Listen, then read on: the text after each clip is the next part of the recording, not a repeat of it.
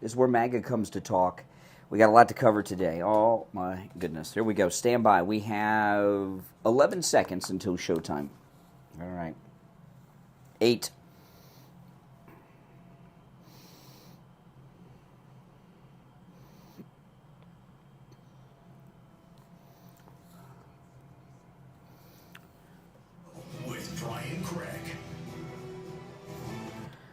All right, yes it is. Welcome everyone. It is Friday, March 1st, 2024.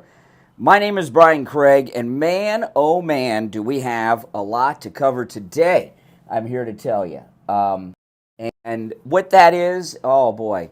Of course, the southern border, President Trump's incredible trip to the southern border last night. He did an amazing interview as well. And we've got a whole bunch more other than those things to cover on the program today. Plus, it is open phones since it is Friday. Now, very bizarre. Biden went down to the border yesterday.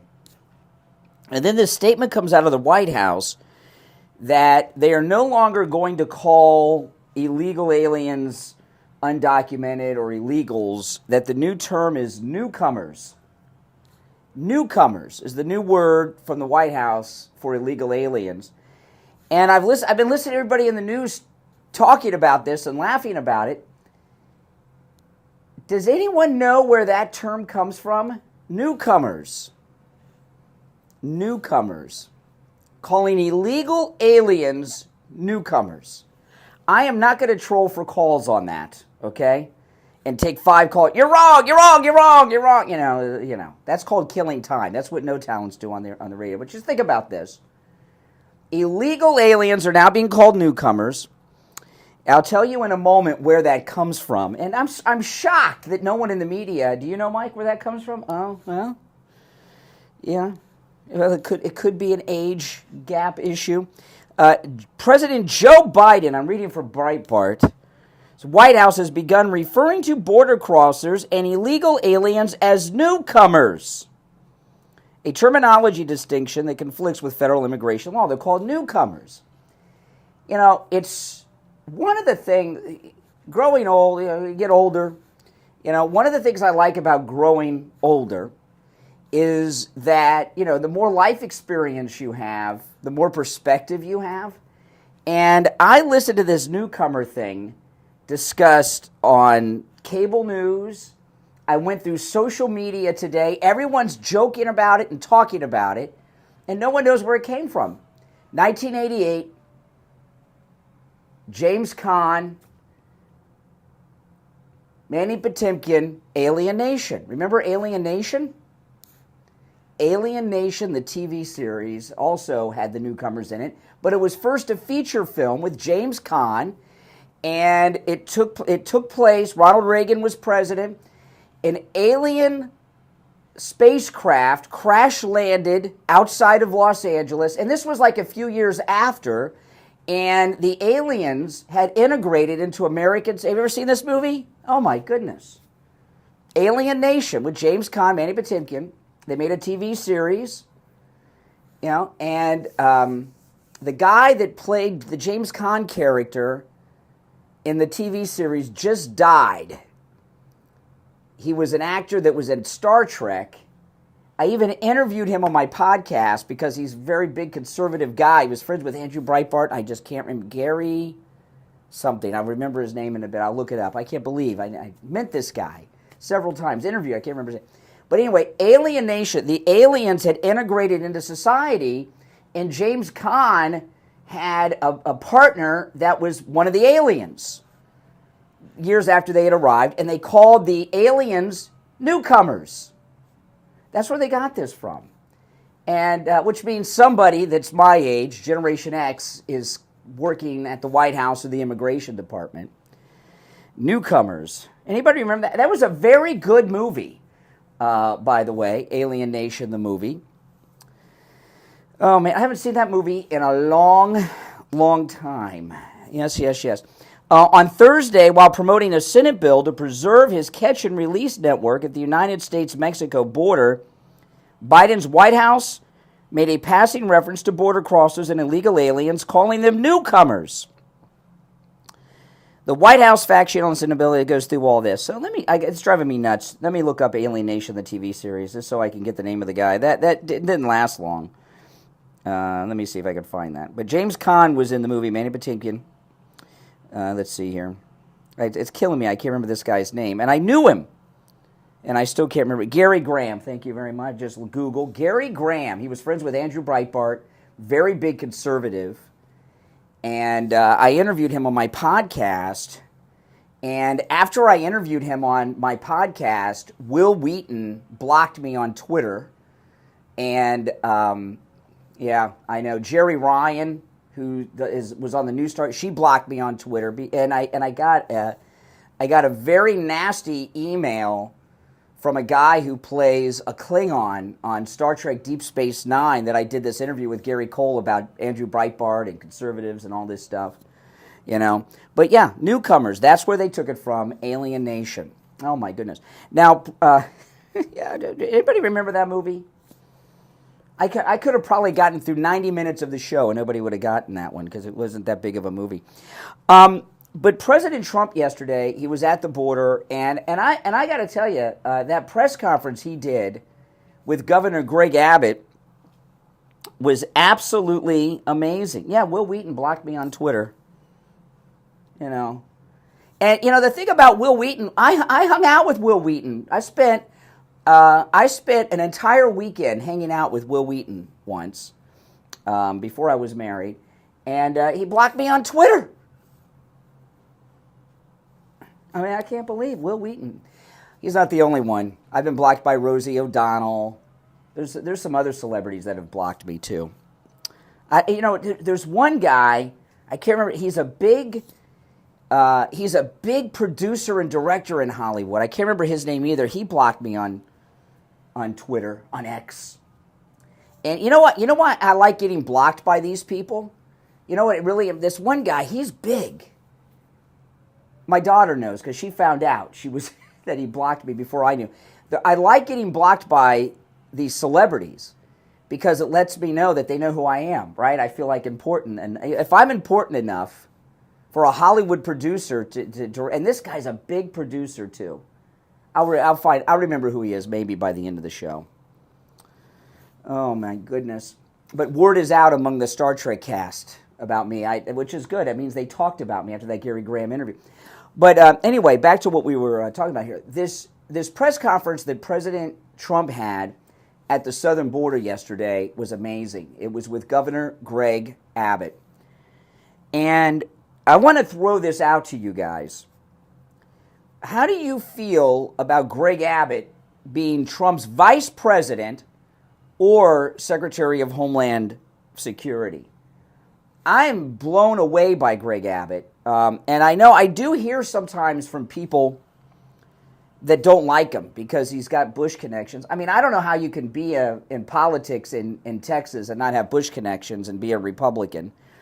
Yeah, and by the way, in Alienation, the newcomers, those aliens, they brought drugs, they brought prostitution, and crime. Lots of crime on top of just drugs and prostitution. I mean, high-level organized crime at all levels. You know, so I guess, you know, it's kind of like a futurist portrayal of life in America. But I was really impressed. You know, you look at what Greg Abbott has done. He's done a lot of things, right? Of course, he has built walls down there in Texas. The press conference was in front of razor wire and barbed wire that he had put out there. Razor wire is much different than barbed wire. Barbed wire is bad enough, but razor wire, that's really rough stuff. He's got it on the border. And he's turned these blue cities into Trumplican, finish the wall, remain in Mexico, and everything else on the southern border. It's absolutely amazing. And I'll tell you, when I saw him with President Trump, I did not know that Greg Abbott had appointed his very own Texan border czar. Did you know that Texas had a border czar? Maybe you did. I had no idea until yesterday. And Greg Abbott was there with his Texan border czar. He had a major general who is with the Texas National Guard. That was impressive.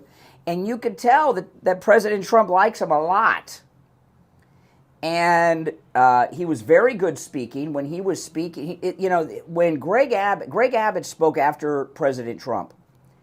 And Greg Abbott is the only politician that I've seen speak after Trump that went on for more than 30 seconds that I was interested in hearing what they had to say. And then I noticed when Greg Abbott was done speaking, President Trump went over and whispered something to him, and it was obvious what he did by what happened next. President Trump told him to allow the Texas border czar to talk and the general, the major general from the Texas National Guard, and because they spoke immediately. So President Trump told him to do it, and he did it, and I was pretty impressed by that.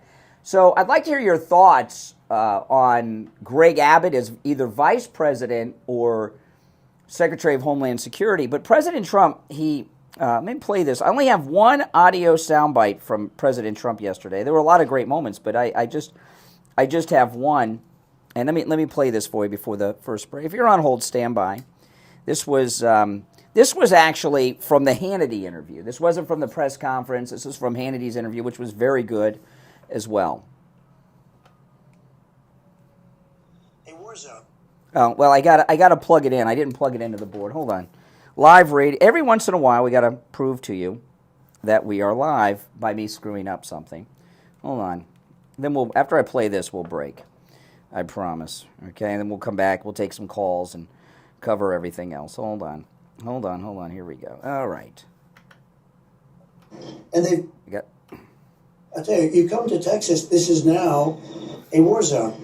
And they view it as a war zone. Yeah, I mean, I had a short clip. It took me longer to get the wires together to play it than the clip, but he says this is a war zone. And he expanded into that quite a bit by talking about different groups, which I'll talk about later, that are coming here.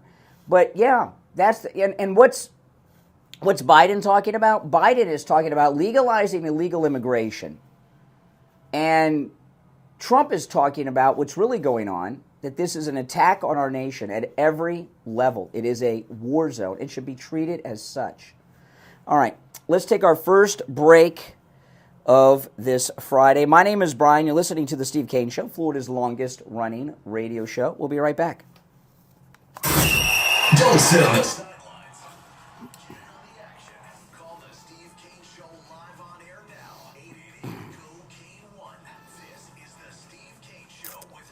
I cannot be the only person that remembers alienation.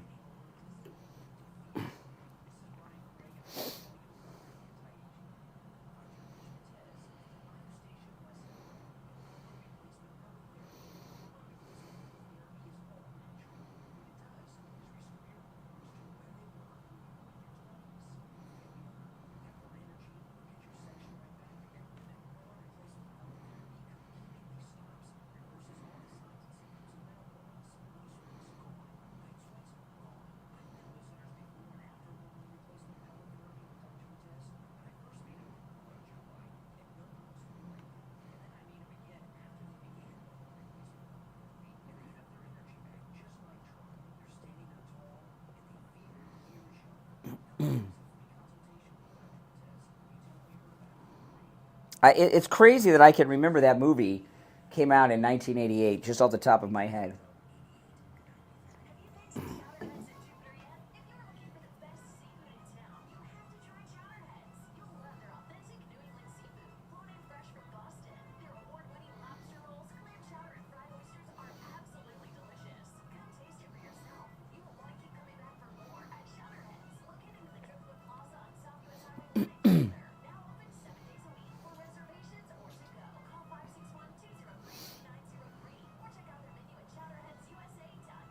Yeah, I'm going to read the description of alienation, and you'll see how it fits.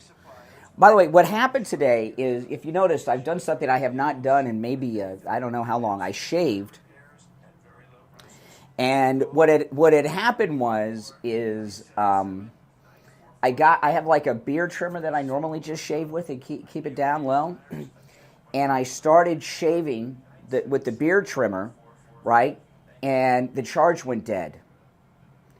And I couldn't find the charger to plug it into the wall, so I had like part of my face trimmed and part not. So I said, oh, what the heck? I'm going to shave. And I think it took some years off my appearance. I don't know. It's like I had a facelift. I don't know. What do you guys think? Should I shave or not? Because, I mean, I think I look a lot younger. Let me know. Brian Craig. Listen in the Palm Beaches on 95.9 FM, Treasure Coast on 106.9 FM, Harrison Boca on 95.3 FM, Fort Lauderdale on 96.9 FM, and anywhere in the world at True. All right, call us on hold, stand by. I'm Brian. It's the Steve Kane Show, Florida's longest running radio show. So the Biden White House yesterday, they are now referring to illegal aliens as newcomers. And I was telling you how Newcomers was taken from this 1988 James Caan movie, Alien Nation, right, with Manny Patinkin. And Terrence Stamp was the villain. He was the Hans Gruber of that movie. And I don't know how I remember off the top of my head that movie came out in 1988, but it did. And I'm going to read you the description of the movie on Wikipedia, so and see how it fits, right? I don't, and there's a clip of Ronald Reagan in that movie. They re-edited a press conference of Ronald Reagan to make him commenting on the illegals. So listen to in this now that the Biden regime is calling the illegals newcomers, obviously whoever came up with that idea knows the movie Alien Nation. And let me read I'm going to read the description. This is on Wikipedia of the 1988 film, not the TV series, but the 1988 Alien Nation film, and see how much it fits to what's going on with the border attacks. Okay, plot. In 1988, a spaceship bearing 300,000 enslaved aliens known as newcomers lands in the Mojave Desert. The movie takes place in 1991. By 1991, the future, 1991. By 1991, the aliens have settled in Los Angeles. Some of them have joined the Los Angeles Police Department. Detective Matthew Sykes, that's James Caan, his partner is killed in a shootout while trying to stop a newcomer robbery that ends in the store owner's murder. Wow, it sounds like Los Angeles today with the illegals from South America. Yeah, it kind of sounds like that. Lincoln Riley's funeral's today. It should be carried live on television. Yesterday, at her school in Georgia, there was one of the largest student moments I've seen in years, other than when, these universities are attacking Israel. And I saw some footage online yesterday. There was a daytime vigil for Lincoln Riley at her school in Georgia. And you couldn't see grass or concrete. There were so many people there, as far as the eye could see. Young people, college kids, mostly girls. And they were plenty pissed about what's happened here. Lincoln Riley, her funeral today. Lincoln Riley is dead because of Joe Biden's policies, of course, right? All right, our number toll-free, 1-888-465-2631. You're on the air. What's your name? Where are you calling from? Montana Mark. Oh, hey, Mark. I was so impressed with Trump and Abbott, I had goosebumps. Yeah, I know. Trump is so down to earth that he's shaking all the hands of the National Guard. And you don't see the Democrats do that. And Abbott would be, in my own thinking, he would be good as a homeland security. Yeah, and when President Trump was there with Greg Abbott, my favorite part of that, I don't have this audio, but he referred to Governor Newsom as Governor Newscum. He says that's his name, right? New Scum. And I saw the I saw the president of the Border Patrol Union behind President Trump started cracking up. It was hilarious. New Scum. I like that. I could see Greg Abbott getting the states of Arizona, Mexico, and California to secure the border. Mm-hmm. What really impressed me about how Abbott stands his ground, he puts up 4 fingers saying there's 4 simple things that Biden could do and it would stop everything. Yeah, yep. You know, see, here's the problem. Biden's already been paid by China. He's already cashed the checks. Even if he wanted to do something, Biden couldn't do it. China's running a big part of all the immigrants coming to America. Mm-hmm. But, you know, the Democrats are just changing everything in America so they can cheat on the No, that's not the main reason. That's not the main reason. The main reason is they're trying to wipe out the white majority in this country. The Democrats have realized in their minds, in their twisted minds, that they're going to lose power forever, and they blame white people. All these white people that are supporting Trump and MAGA. So if we have less white people, if we can make them the minority, then we can get back in power. That's what their long-term goal is. Hey, Mark, thank you for your call. You're on the air. What's your name? Where are you calling from? Because, by the way, Mark, they don't need the illegals to do that. Yeah, Ricky. I'm Ricky from North Carolina. Mm-hmm. I don't have a whole lot of time, but about the newcomers, I was thinking more like, I thought you were talking about Independence Day. Because I could be wrong, but I thought on one of the, you remember on Independence Day, whenever they were standing on top of the tower and the ship was over it and people running up with their signs, one of them said new.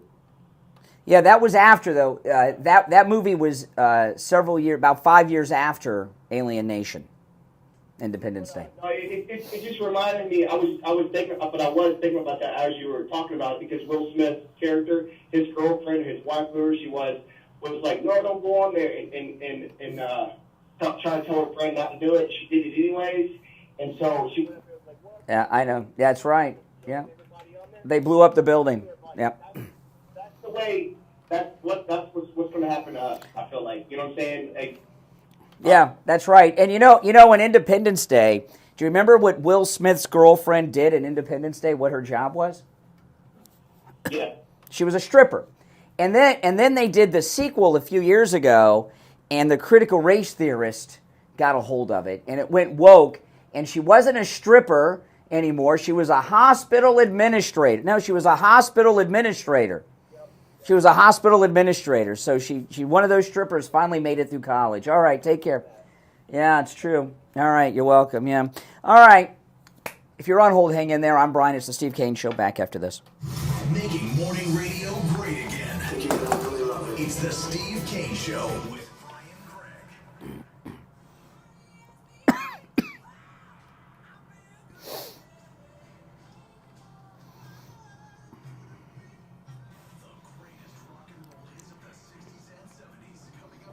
George, thank you so much for that. Appreciate it. Thank you, George.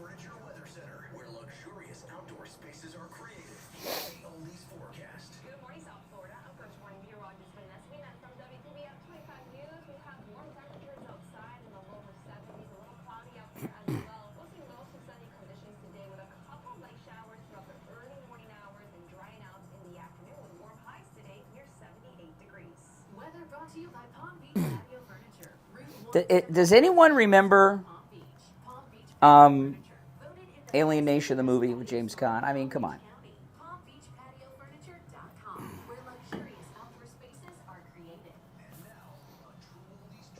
Deborah, thanks so much, guys. Appreciate that, Deborah.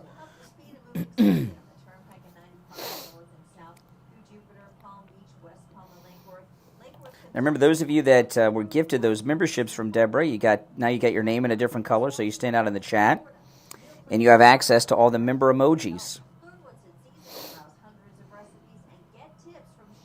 So I didn't see. Now, what's the verdict? Should I continue to shave or not shave? I'll have to buy a new razor. I was lucky that I had a razor and shaving cream to do it.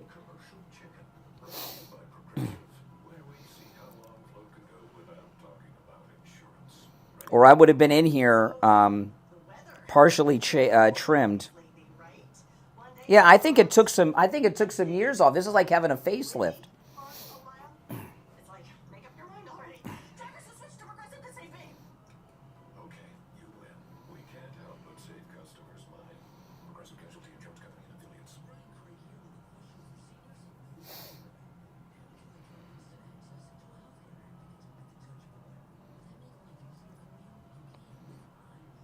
Oh, okay, there's a couple of ladies like that.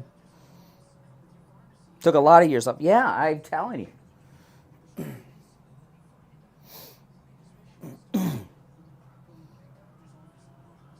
Yeah.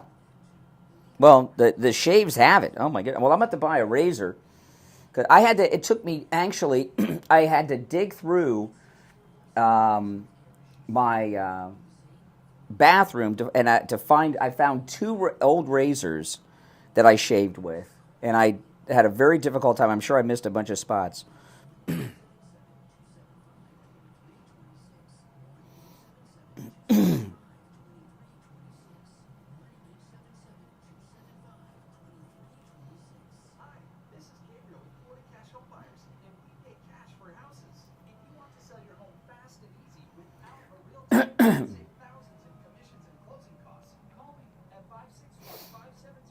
No, goatee, no. No goatees. Are you kidding?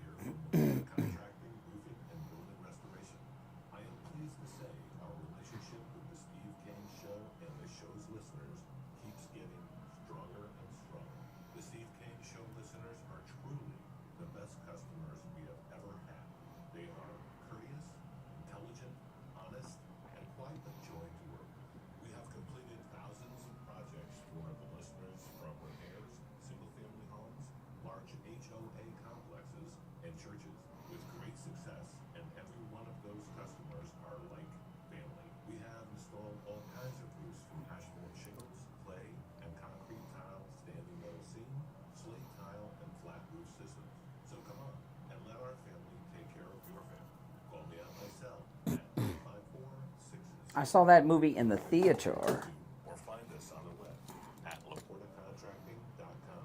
The number again is 954-604-4602.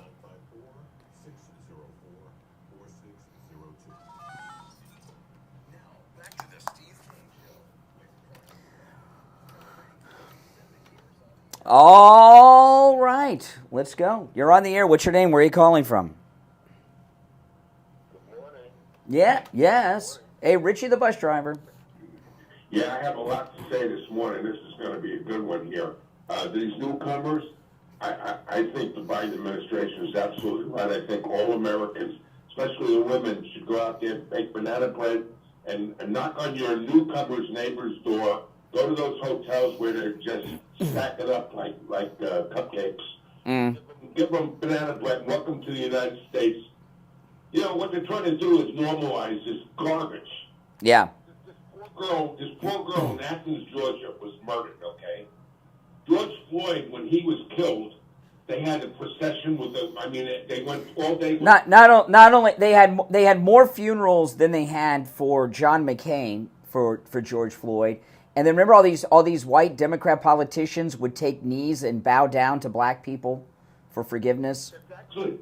And I'll tell you that Derek Chauvin, I promise you, he's a Democrat. Promise you, he's a Democrat. Here's the deal about that. This Athens, Georgia. Let's get it. The prosecutor for Athens, Georgia, says You talk about changing the name. She said it when she was running for office. She said there are neighbors. Said, look to your left, look to your right, welcome them. Oh. The sheriff said, I'm not, Yeah, you know what? Go to the Florida Department of Law Enforcement website and then look at all the registered sex offenders in your neighborhood. They're your neighbors too. I mean, what does that mean? You know? And then the sheriff who ran, he said, well, I'm not going to go after you. ICE was formed after, and I'm not going to go after you. You don't have to worry about us arresting you. You're welcome here. That was the sheriff's speech when he was running for office. He was elected, so was she. And then the mayor, that mayor is another one that blamed Trump with his language that he said. We had a president that said that they were going to be sending not their best people, and you know, this is so insane. But by the way, this thing with Lincoln Riley's funeral is today. I wonder, do you think Fox News will carry that on the air? They carried all the George Floyd stuff, and I want to. Have you heard? Did that monster rape her too, or did he just kill her? The brutality. I'm wondering if the brutality of the head wound was because he was unsuccessful in the rape. I hope he didn't, but I haven't heard anybody bring that up. Well, CBS, NBC, they kept silence on this. There's a lid on this. They don't want the whole country to know that this goes on. Well, the reason he killed her was not to rob her. He killed her to rape her. He killed her the reason. Yeah, he was trying to rape her. If he did or didn't. You know, Brian, they think differently than you and I and most of the people that listen to your radio station here. I mean, we're mostly conservative people. These people we're dealing with are sick individuals. They believe in open borders. They want people to come in. They don't care until they and the chaos. You know what it reminds me of? It reminds me of you have a room. If you have a room of, say, cockroaches, you try to confine those cockroaches and get a solution to get rid of them. Okay, now just to do some damage control for Richie, as he's talking like that. This is what got Bob Grant in trouble at WABC in New York, talking this way. Richie's wife is Venezuelan. Legal though, right? Yes. Legal, and she's upset because it makes all Venezuelans look like terrible because he's let out all his prisoners. Yeah. Jails, and he's told Biden. And by the way, I got to say something. I watched Biden walking around Texas yesterday. He looked like. Do you really call that walking? I mean, that was just. It was. He looks sick, physically sick. I mean, this is beyond belief what's going on here in this country. I'm telling you right now, these people are, like I said, they're like cockroaches. Mm-hmm. Okay. That's except they come out during the daytime. Yes. All right, thanks for now. By the way, it is open phones today. It's Friday. Friday's show is open phones. We call it Open MAGA Mike Friday. And on Friday's show, you're welcome to call in about any and everything that you would like to call in about. Okay, you're not limited to the topics that I bring up here. Okay, all right. You're on the air. What's your name? Where are you calling from? Yeah, it's Pete from Fort Lauderdale. Hey, Pete. Yeah, good morning, Brian. As usual, listen to you every morning. Thank you. I watched the footage yesterday of President Trump on the border, and there's going to be a great change take place down there when he comes back in office. But one thing I wanted to ask you was, do you know Stephen Gardner? Are you familiar with? I know the name, but I don't connect to who it is. I do know the name. I watched the thing on him yesterday, and he just made so much sense. It wasn't even funny. Oh, okay. I just let you know that. And another thing is, did you see the thing with Tom Homan? With what? Tom Homan? No, I did not see him. Oh man, he said it like it was, and it was something on. I can't even remember. It was on YouTube, and it was something with Jean-Pierre, whatever her name is. Yeah, Jean-Pierre. Karine Jean-Pierre, yes. Yeah, it was, and he put everything that happened before, pre-Biden, everything that happened with President Trump when he was in office. Mm-hmm. President Trump worked with him and everything's really good. So, all right. It's since it's Friday, I thought I'd throw that out. Okay, we'll check it out. All right, thanks for the call. You're on the air. What's your name? Where are you calling from? Hey, this is Joe from West Palm Beach. Good morning. Hey there. Just, I want to thank you for what you do every day. Praise to you. And so livid this morning. The coverage that poor girl in Georgia, if there was any girl, if she wasn't white, it would be all the news 24 hours a day, just like George Floyd. It's the hypocrisy run wild. That's one of my points, which I know you stressed today. But the other point you said is that how the white people are the ones that are the enemy now. But the funny thing is, the people running all this critical race theory and everything anti-woke are the rich oligarch white people. They are getting used by white people and other people. It's insane. Yeah. People don't even understand that. Mm-hmm. Yeah, no, that's true. That's true. And if Lincoln, the girl died in Georgia, if she was African American, it would be 24 hours, 7 days a week. We need to keep this story in the news. We do not let her death go unheard. We can't. I agree, and this is going to. Sean Hannity did a good job with President Trump's interview. By the way, yesterday I watched the Hannity interview with the president. It was very good. But this will be a test for Fox News whether or not they carry Lincoln Riley's funeral, which I believe they should. There's moments in time that change everything. And the murder of Lincoln Riley is one of those. That idiot mayor I played the audio yesterday of, who was defending the illegal immigrant in Athens, Georgia, that monster. This is a big turning point in this election cycle. 100%. The people at that meeting yesterday were yelling at him, screaming at him, and they just kept talking over him. That's what we need. We need to be boisterous. We cannot let this go. Like you said, this is a very pivotal point in our country, turning point. And if we not use it, but keep her memory alive, it'll serve her justice and keep us really on point and message. Well, it'll make her we can't bring her back, like I said. She was brutally murdered because Joe Biden let this guy into the country. Joe Biden's an accessory to that murder, I must tell you, in my opinion. He orchestrated all of this stuff. This is not a joke. This is all of the Democratic Party strategic, and they do have blood on their hands. Mm-hmm. More, unfortunately, and that's just the reality of the situation. We cannot let this poor girl's name not be said every day. It should be every day drumbeated. Mm-hmm. Mm-hmm. All right, appreciate the call. And when I saw the vigil that the college students held at her school yesterday, it was very moving. Very moving. Young college kids. They're on our side on the border, mostly female, and this endless discussion about suburban. Who gives a flying what suburban? Who are these suburban women? They're always. That's just crap they make up so they have something to talk about. Those college girls in Georgia yesterday are ticked. They're ticked that this has been allowed to happen. These are crimes that are 100% preventable. And it's god-awful what happened to that girl. Her poor family dealing with this today. It's just beyond description. But, her death can be turned into... look at John Walsh. The murder of Adam Walsh. I remember I was a little kid. Adam Walsh was like about my age. And people my age, Adam Walsh, he was kidnapped from the Hollywood Mall. He was brutally murdered. You guys know the story. I mean, Adam Walsh's death, changed so much in this country. For my generation, big time. Had a major impact on my generation. And not just as kids, as adults, how we parent. You ever heard the term helicopter parents?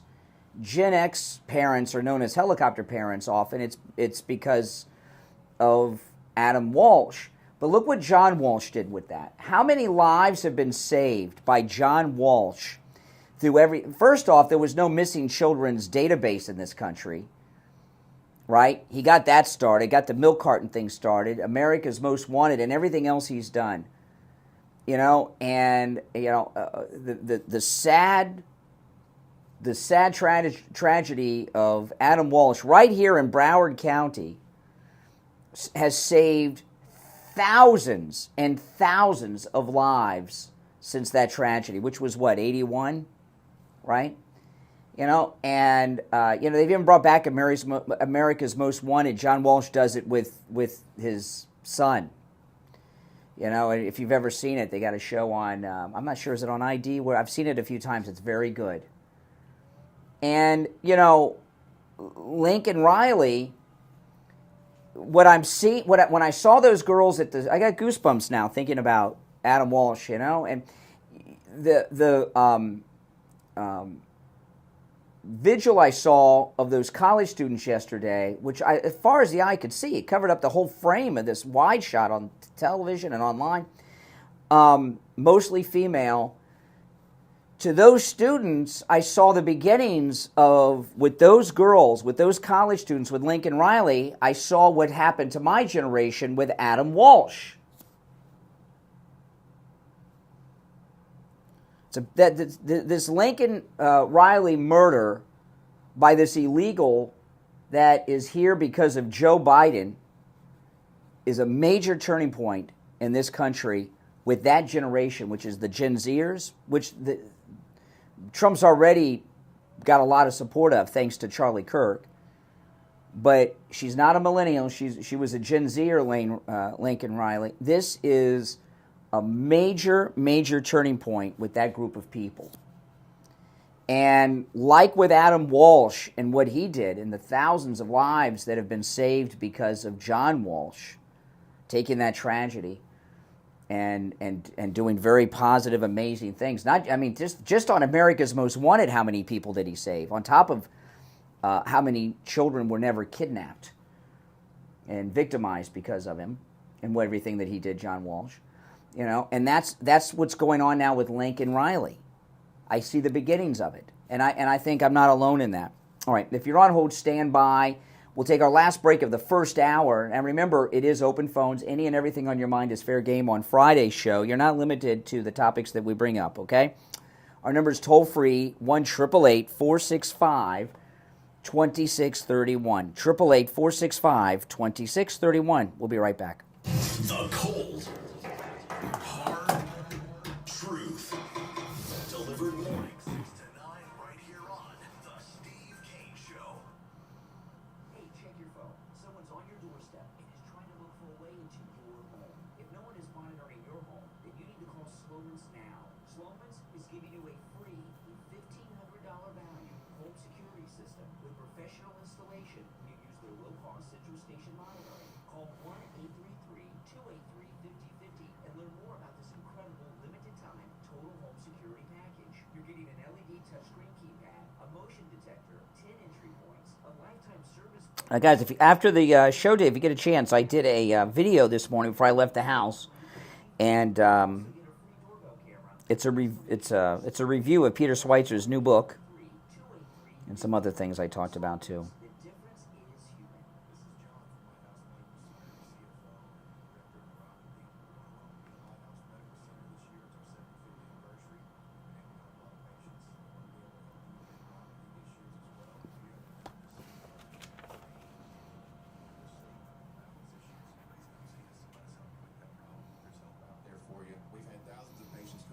Being able to see the quality improved in their life and being able to help them and their family has been a blessing to us and a blessing to them, and we look forward to doing that for the next 75 years. We don't just treat neuropathy at Lighthouse Medical Center. We have a specialized knee pain program with non-surgical solutions for bone-on-bone and knee pain issues. We also treat chronic back pain, ankle, knee, hip, and shoulder pain. Call for a free consultation with us today. 754-222-6642. 754-222-6642. That's 754-222-6642. Hey, my true oldies listeners, John Tesh here with some intelligence for your retirement this time. Are you looking for a retirement advisor? You know, trust and experience are two big qualities to look for. And as it turns out, my friend Jupiter Joe Thomas possesses both of these. Whether you're in retirement or looking to retire, I want you to give local expert Joe Thomas a call. Here's the number, 561-743-0999. Or you can go to jupiterjoe.com. Mention my name, John Tesh. You'll receive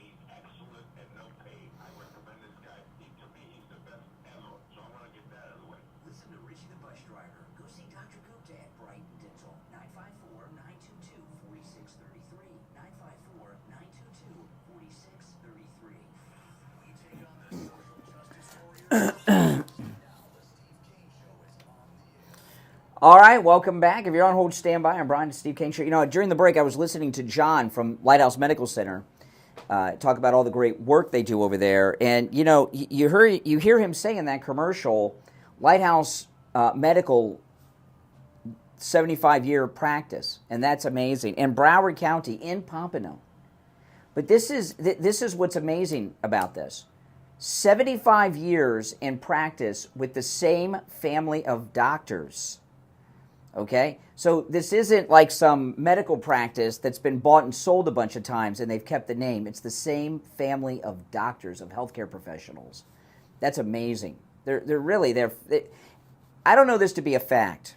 I've told this to John many times. I believe that they're probably the oldest medical practice in Broward County. They're founding family of Pompano. I didn't even know Pompano was there that many years ago. That's amazing, isn't it? So give them a call. And that's a great testament to the practice, 75 years. Same family. It's amazing. 754-222-6642 and online, lighthousemedicalcenter.com. You're on the air. What's your name? Where are you calling from? Hey, Brian. Hello. My name is Vernon. I'm calling from Palm Beach Gardens. Hey, that's where I'm at, Palm Beach Gardens. Listen, this is the second time I call, and doesn't sound very happy. Venezuela too, so I just want to. You're from where? Venezuela. Okay. So I just want to tell everybody. I tell all my friends from America. We used to be one of the greatest countries in South America, and following that communism, and socialism, we ended up where we are, and I said it before. This guy, the president of Venezuela, he's sending criminals over the border to the United States. That's what happened. Sadly, what happened with this girl. It's all a script book that they've been doing this for the past maybe 10 years. They're sending criminals over the border to the United States. Mm-hmm. So it's no coincidence it's happening. We used to be one of the best countries in South America, largest middle class, and that all changed because, following all this. Well, it's got to be tough to be Venezuelan in America these days when these criminal Venezuelans are doing things like this monster did to Lincoln Riley. Yes, exactly, and that's why I'm the first guy to stand up and defend that, because I left my country precisely because of that, and now I'm here, following the American dream, and all of a sudden you see all these criminals coming from Venezuela, coming right here. Listen, we used to be able to sleep at a beach and nothing would happen to you. Yeah. You can do that here. Thanks, William. Soon, as this keeps going on, soon as you're not going to be able to do that. I mean, people in Venezuela got killed over a pair of sneakers, over a cell phone, Robbie, and that's happening here.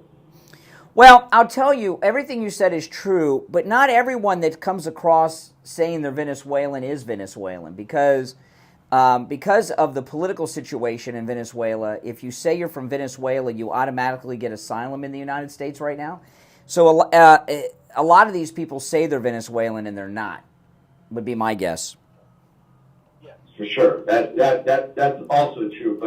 But remember, there's a big percentage of criminals that are intentionally being sent here. Yeah, and I guess they hook up together. There's a whole subculture, I would imagine, in this country of these Venezuelan criminals, like this guy in Georgia that killed Lincoln Riley. Yes, for sure. So I mean, I try to spread the word between all my American friends here, because I've been living here for the past 2 years, and I tell everybody, hey guys, if you look at Russia, Venezuela, Iran, just to mention a couple of countries, they all have common factors, and one of them is when the president on those countries sees a threat, political threat, they eliminate it, and they withdraw. Yeah. Oh. Yeah, well, it's obvious. Yeah, well, the third. Thank you for your call, by the way. The third world transformation of the United States. I mean, they're going after President Trump like they do. They're trying to bankrupt him, is what they're trying to do. And they're trying to bankrupt him so he can't fund his legal defenses. He can't fund his campaign. But another thing, I want to throw this out to you guys. My wife had suggested this to me. And I think this may be part of the possibility. You know, they tried to blackmail Donald Trump with that Hillary Clinton dossier. Everybody else calls it the Russian dossier. But remember, Christopher Steele was working for Hillary. Now, remember Hillary started the birth certificate thing with Obama, and then she got that fake dossier together. But my wife said, you got to understand, these never Trump derangement syndrome people are sick in the head. They don't think right, okay? And so my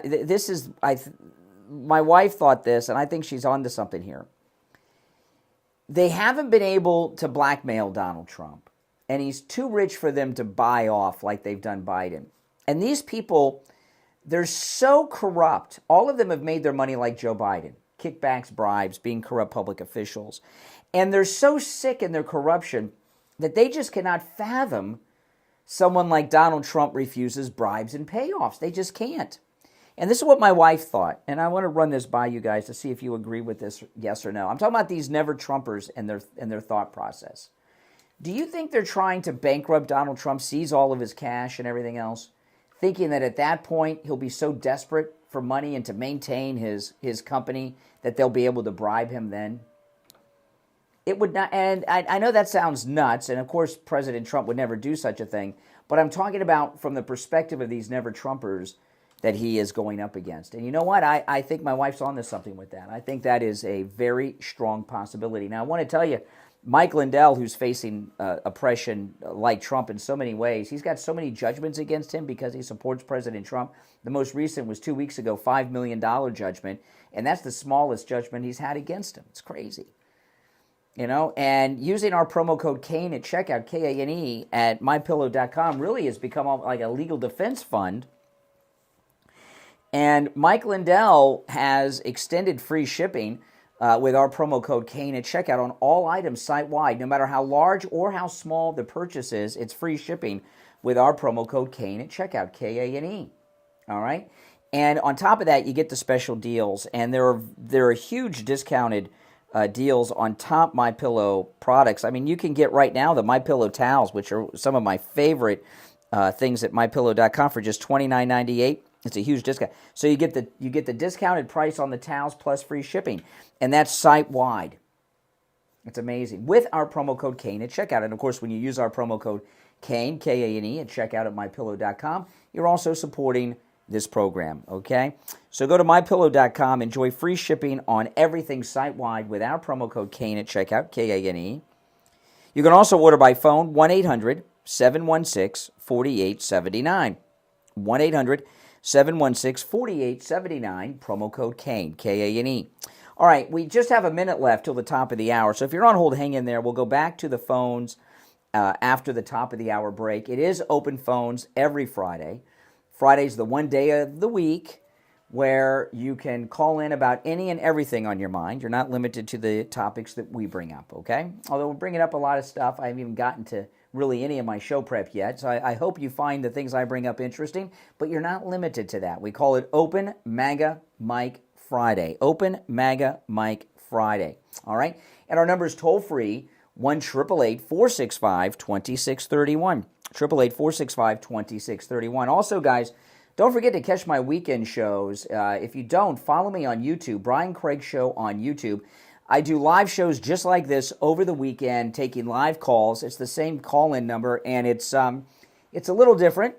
A lot of people tell me they like what I do on the weekends from my home studio better than this, which is hard for me to believe because this is pretty darn good, isn't it? All right, we'll be back right after this. WSFS. If you're on hold, hang in there.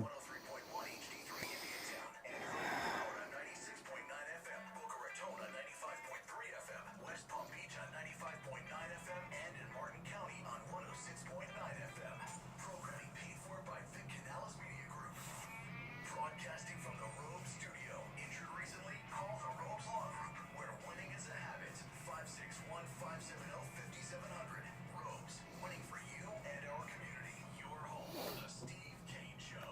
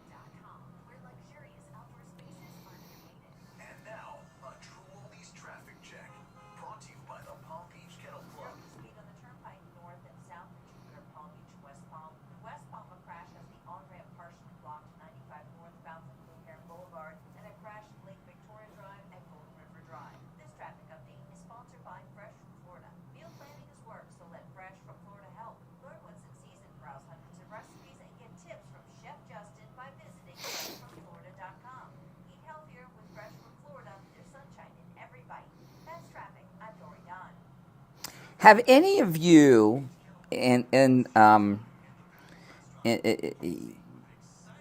Sarasota Tim, since I've mentioned him a couple times on the show? Sarasota Tim. Because I've mentioned Sarasota Tim a few times over the last week or so. And the reason I ask is because so much... No. I don't see any yeses. Okay. Because over the last week, a major scandal with Sarasota Tim has dropped online, and I mean, my goodness.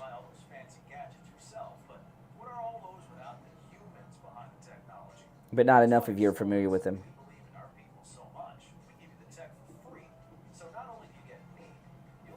I thought about doing a video. I'm not sure. Maybe I'll do it on my other channel talking about it.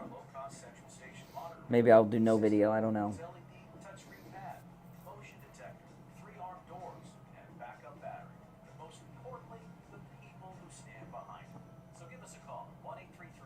Too many no's. Barbara's watched.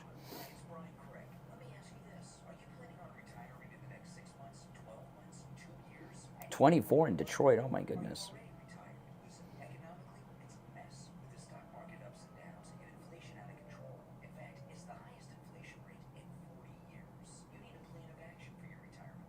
Well, yeah, a major scandal's broken with him, with Sarasota Tim. It's insane.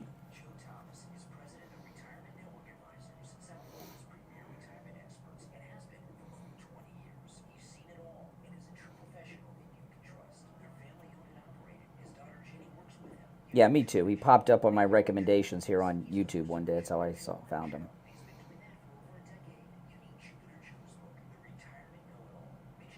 If you're new to my channel, make sure you subscribe. This is our top of the hour break. We'll be back shortly.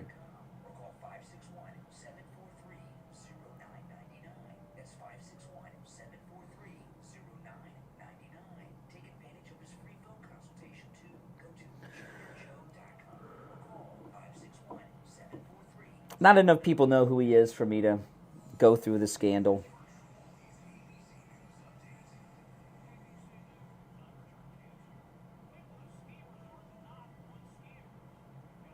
I'm not going to go through it since only a couple people are familiar with him in the chat.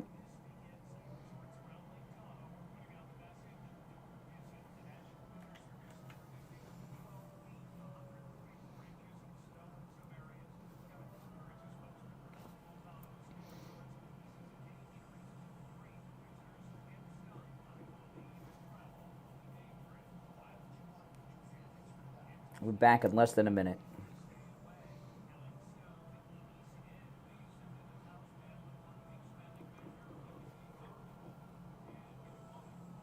Ugh. Well, I was wondering, the reason I mentioned it, Donna, is I was just gauging how many people were familiar with him. If more people were familiar with him, I would have gotten into it. But since only a couple people are, I'm not going to bother. That's why I mentioned it, Donna. No, they were in V. They were the visitors. That's where the V came from. The aliens in V were the visitors.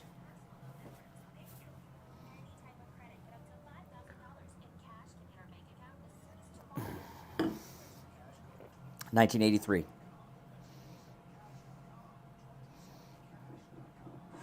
All right.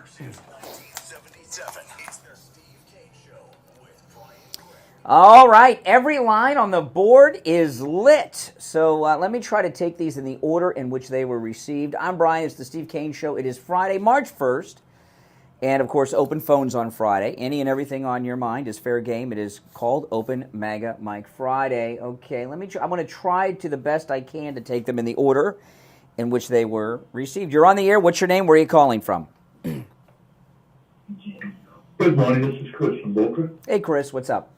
Yeah, Blind News did a whole video last night on it. That how President Trump had to put up. He couldn't get it, but I understand you couldn't help me on this one. Some federal judge opened up the doors for him where he could borrow money from other banks on his property. Have you heard that? Well, I don't know. I mean, he shouldn't be borrowing anything. He shouldn't be paying anything.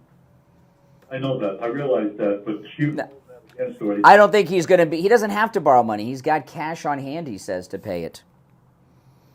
I never heard him say he had $400 million on cash on hand. Most billionaires don't carry it.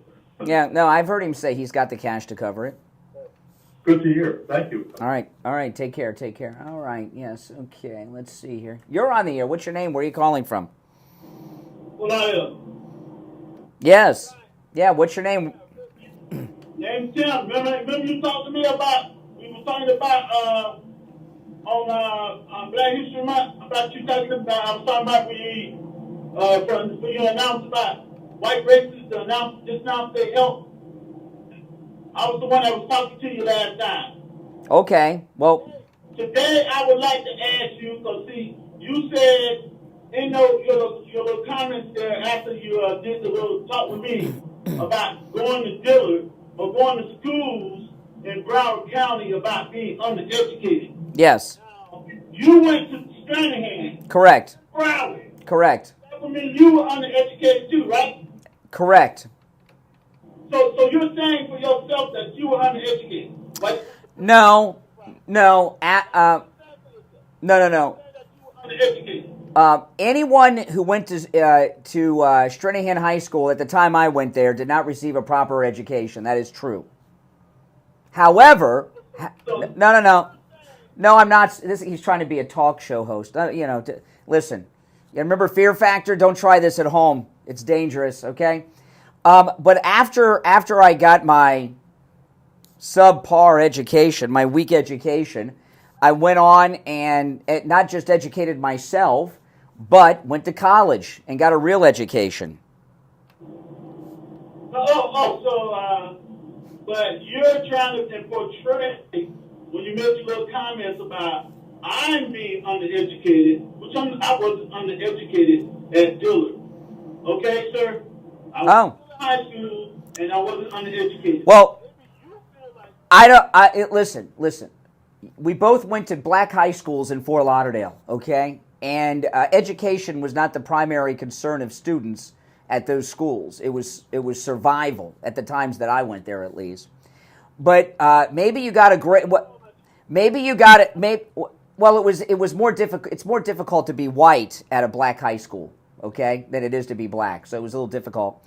There was one whole hall, second hall, that white people were not even allowed to walk down during lunchtime unless you wanted to get beaten up. Whatever kind of education you got at Dillard High School, you certainly didn't get a lick of common sense, though. Well, sir, I want to let you know I have a BA. I've been in the military, two branches of service. Yep. You sit here, and when you sit here, get on that radio and make them kind of comments about schools down in Broward County, you're being very illiterate. You're being very subpar. Uh-huh. Don't do that. That's not right. I'm being illiterate? What does what I'm speaking about make me illiterate? I mean, you're making my point for me. Are you kidding me? You know, when I can't speak about the schools in Broward today, okay? Because it's been a long time since I was in school in Broward, and my daughter went to school in Palm Beach. But Broward County, long reputation. In fact, in my graduating year, which was 1989 of high school, my class had a 35% non-completion rate. 35% of the students did not graduate. 35%. That's a huge number. So that's because the school sucked. Maybe it sucked when you went to school, but when I went to school in Broward County, it... Whatever. Hey, listen, you can defend Broward County all day you want, okay? All day, all night. Broward County is corrupt. It is the most politically corrupt county in the United States, more corrupt than even Cook County, where Chicago is. You're making that statement based on political... I grew up in Broward County. So believe me, I know about Broward. Oh, well, okay. Okay, what does that mean? So what that mean that you grew up? What does that mean? I grew up in Broward County. So what does that mean? It means just that. All right. Thank you for the call. Oh, my goodness. Oh, my goodness. He's still trying to recover from his call last week. You're on the air. What's your name? Where are you calling from?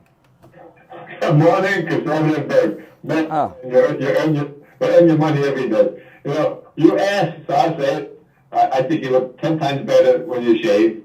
And the other thing I'll say about your shows on the weekend, I think some people like it better because you have that backdrop and the different things showing. Well, okay. I tell you the thing about shit. You know, I don't really shave very often because I'm just lazy. You know, and so what I do is every week or two I have a beard trimmer, and then I just trim down and just have like you know, so it looks like I got, you know, like Don Johnson of Miami Vice kind of thing. I just, because I'm too lazy to shave. So and what I usually do that when it starts to get a little bit. So I started doing that today, and the beard trimmer ran out of juice after I started. So I had two choices. I could either come to work with a big part trimmed, and then, you know, the rest of my face have this beard and just have this stripe of skin, or shave. So I shaved for the first time in like a year. I was. That's the look these days. Some guys like to Just lazy. It's just lazy. unshaven look, but last minute I'll tell you, I think you look better. In fact, it's been so long. I couldn't find shaving cream. I was so I got my shaving cream from my travel bag from the cruise last year, because I took shaving cream on the cruise. Like, I know I got a travel thing of shaving cream in there. All right, well, just a comment. No big deal. Well, I appreciate it. I was saying, the reason I was calling is, you know, when Hunter said that he didn't include his dad in any of his business, he might have been telling the truth. I think all the things he's been doing is Joe's business. No, listen. Here's the thing. Okay, Joe, go and get "Laptop from Hell" by Miranda Devine. "Laptop from Hell" is not really. It's not about the laptop. It's about it, but it's about a lot of other things. It is the entire political life of Joe Biden from his first run in the Senate. Joe Biden was criminally corrupt before he got elected to the Senate. And and Miranda Devine and "Laptop from Hell" details all of it. And what's happened with Hunter, he's been born into a crime family. You know, I was talking about that movie with James Caan, Alien Nation. He's like Sonny in The Godfather. Hunter was born into a crime family. He's criminally insane. He doesn't know there's another way. He just thinks this is how life is. Your dad takes bribes, and he actually thinks he's a accomplished businessman, because he thinks business is taking bribes for your daddy, for Pops. He's insane. Yeah, exactly. But I said, you know, when he's doing his business, Joe's telling him what to do. He's doing everything for Joe. I don't think he's doing anything on his own. Everything is planned out. Mm-hmm. Joe gets his cut. Yeah, the big guy. The other thing is Greg Abbott would be great in any position he can get at. I would be happy for him to be vice president or secretary of some sort. Definitely could use that guy. Yeah, and I got to tell you, I might start shaving now. By the way, since you mentioned I throw this out. I think the shaving took like maybe 5 or 10 years off the age of my appearance. What do you think? It takes some dead skin off, and you look great. Yeah. You look great. See? I shave every day. I think it doesn't. I don't like that look of that non-shave look. I'm just lazy. I just don't shave because I'm lazy. That's it. All right, appreciate the call, Doug. All right. If you're on hold, stand by. My name is Brian. We'll break, and back to your calls after this. Don't sit on the sidelines. Get in on the action. Call the Steve Kane Show live on air now. 888-GO-KANE-1. This is the Steve Kane Show with Brian Craig. Brian Craig here. I've been telling you about how my chiropractor, Dr. Philip Hamilton, has rid me of pain from a knee injury and arthritis pain with his laser away pain treatment. But don't just take my word for it. This is one of our callers who called me live on the radio to tell me how chiropractic physician Dr. Philip Hamilton helped him with his laser away pain treatment. You're on the radio. What's your name?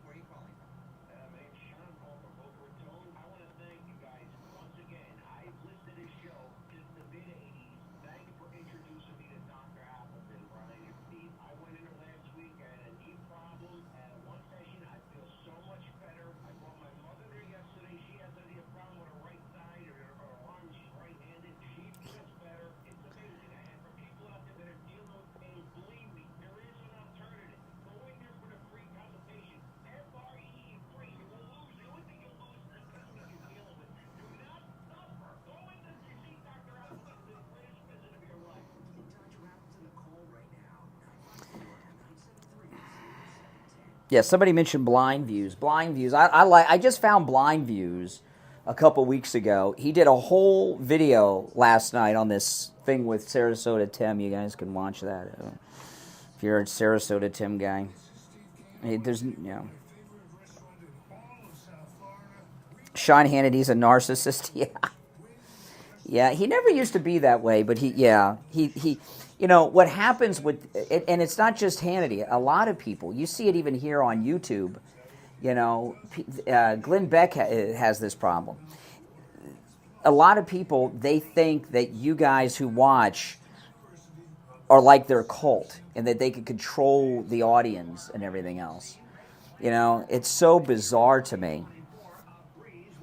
They lose touch with reality. We're here because of you guys, not the other way around. You know?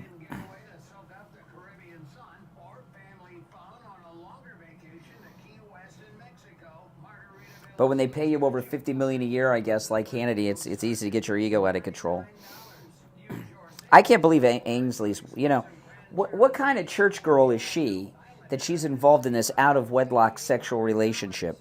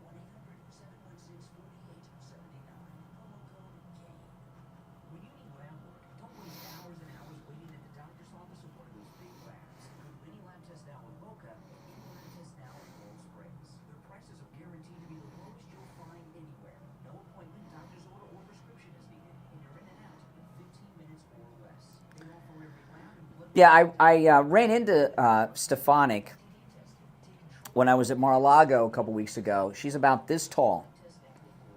She's like this tall. I didn't quite recognize her at first because I was surprised. Came up. She was when I was leaving. She was. I was in a special group of people, and she was in front of me.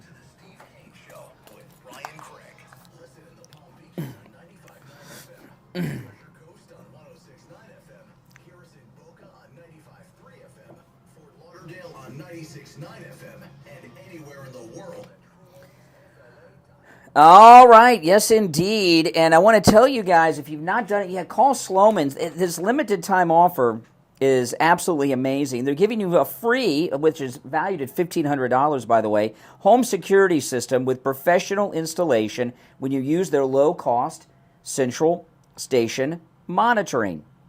This is a limited time home security package. They give you an LED touchscreen pad, a motion detector, 10 entry points, a lifetime service plan, professional installation, and backup battery. And on top of all that, you'll also get a free doorbell camera with the installation of your Sloman's Shield. Here's the number, 1-833-283-5050. 1-833-283-5050. All right, back to the phones. You're on the air. What's your name? Where are you calling from? Tim in New York. Hey, Tim. What's up? We talked last week, and I was at one of these town halls in my town, and I was surprised. Like this lady, a white lady, she put out it's called a Freedom Press, and it's a very good write-up, and she was showing, like for Black History Month, all the different inventors that were black, and all the... Like who? Who are the black inventors?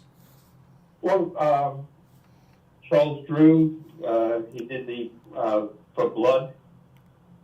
Okay. There was several different ones, but I don't have the paper in front of me. Okay, that's good. And she was asking the mayor if he would sponsor her newsletter and have it brought to the schools so the children would have something that they could take home with them and explain what Black history is about. And this guy in the back starts yelling at her, being a racist. Mm. And she was supporting Black History Month. Yeah.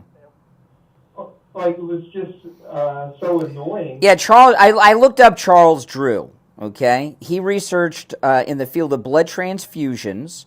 He developed improved techniques for the storage of blood, and developed large-scale blood banks during the Second World War, which allowed medics to save thousands of Allied lives during the war. Well, Charles Drew, all right. I'm looking at a picture of him. He was trying to pass as white, by the way. If you look at his pictures. Yeah, he died in 1950 at the age of 45. What the heck? Was in the car accident and ended up being brought to a white hospital, and they said that they can't serve him. Get out of town. Okay, let me read this. Okay, let me see. It says he was driving around 8 a.m. on April 1st, fatigued from speeding the night before in an operating theater. He lost control of his car. I guess he fell asleep at the wheel. He crashed into a field. His car rolled over 3 times. He had severe wounds. His foot was wedged beneath the brake pedal. When he was reached by emergency technicians, he was in shock. He was taken to Alamance General Hospital in Burlington, North Carolina, and pronounced dead a half hour after he received medical attention. I don't see anything here about him being denied treatment because he was black.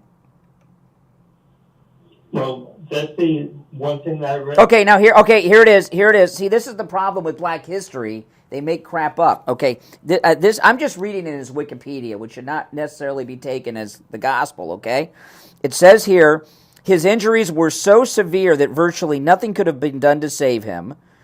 They said a blood transfusion might have actually killed him sooner.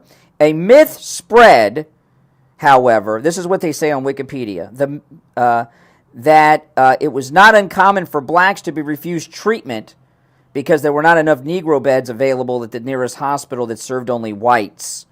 That is not true in his case. That is a liberal urban legend that they made up that has now become part of the official history. You know, they kind of like George Floyd him. No, he was not denied treatment because he was black. That is not true, at least not according to this. Mm-hmm. But also, Elizabeth Jennings, she was like the first Rosa Parks. Yeah. All right. Well, hey, listen, I appreciate the call, but I've got nothing. I have no beef with Black history. That's cool, but the problem is so often the things are made up. And these urban legends become historical fact, like what that guy just said. I'm glad he called. Because it's not black. We're one day out of Black History Month. We got an extra day of it this year. And I don't think we talked about it once, but I'm glad we were able to correct the historical record on that. You're on the air. What's your name? Where are you calling from? Good morning. You're on the air. What's your name? Where are you calling from? Once. Twice. All right, that's it for you. You're on the air. What's your name? Where are you calling from? Jeff from Maine. Hey, Jeff, what's up? Hey, a lot of people talking about Greg Abbott for vice president. I really don't agree with that. I think he'd be a good Homeland Security. Why not? Why not? Why not? He hasn't always been 100% Trump supporter. When did he betray Trump? I didn't say he betrayed him, but he wasn't always strong for Trump. Oh, that's a pretty tough standard. I mean, my goodness, Marco Rubio and Ted Cruz ran against him. So did Marco Rubio, and Ted Cruz is loyal to Trump. You trust Ted Cruz? Yeah, well, I wouldn't in his cabinet. I wouldn't want to see Cruz on his cabinet or Rubio. Okay. I think he would be a good border. Homeland Security in charge of the border, don't you think? Because he's been there. Oh yeah, he'd be great as the Homeland Security Secretary. Absolutely. But when I saw the press conference with him yesterday, though, I was impressed. Yes, yes, I was. That was a step up for him. But why hasn't he called out the National Guard and shut down that border completely? I don't know, but he's done a lot. I mean, yeah, he's got. Hold on. He's got those buoys in the river with the razor wire. He shut down illegal immigration in many areas, pretty much with the razor wire. He's building a Texas National Guard military base on the border with Mexico. You know, I mean, he's done a lot. He's done more than anyone next to Trump. He's done more than anyone else.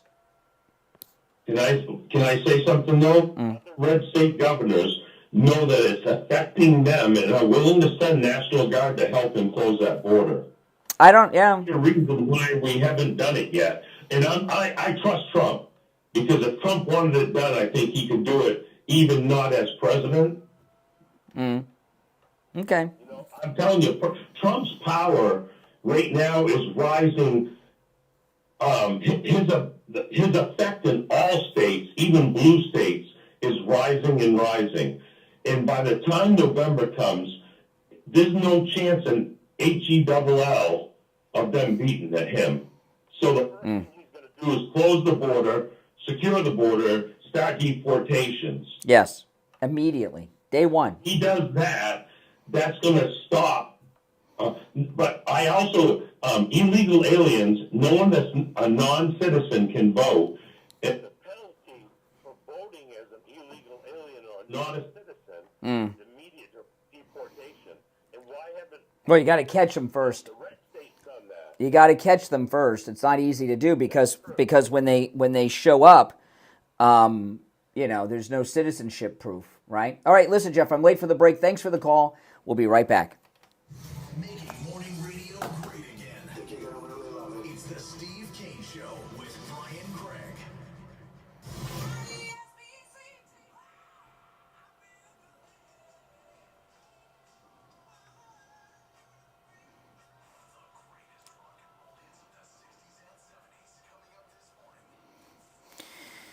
All right, where am I?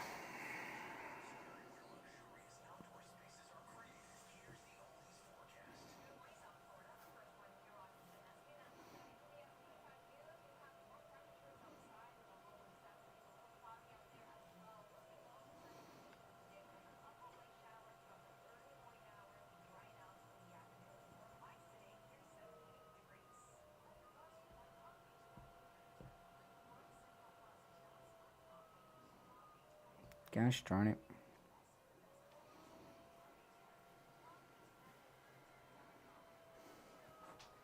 We got a single next. Okay.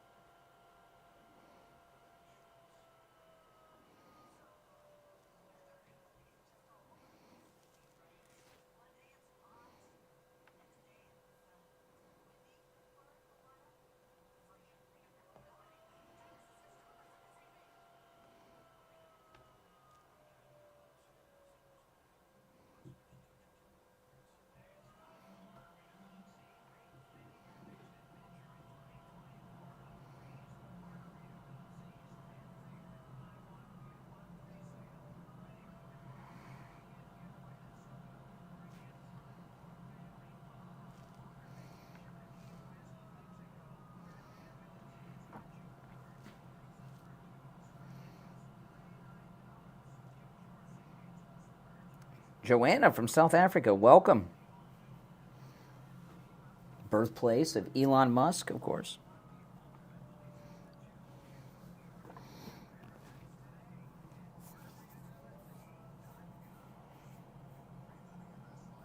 HE double hockey sticks. Yeah, that's Radar from MASH. Radar O'Reilly from MASH used to say that, right?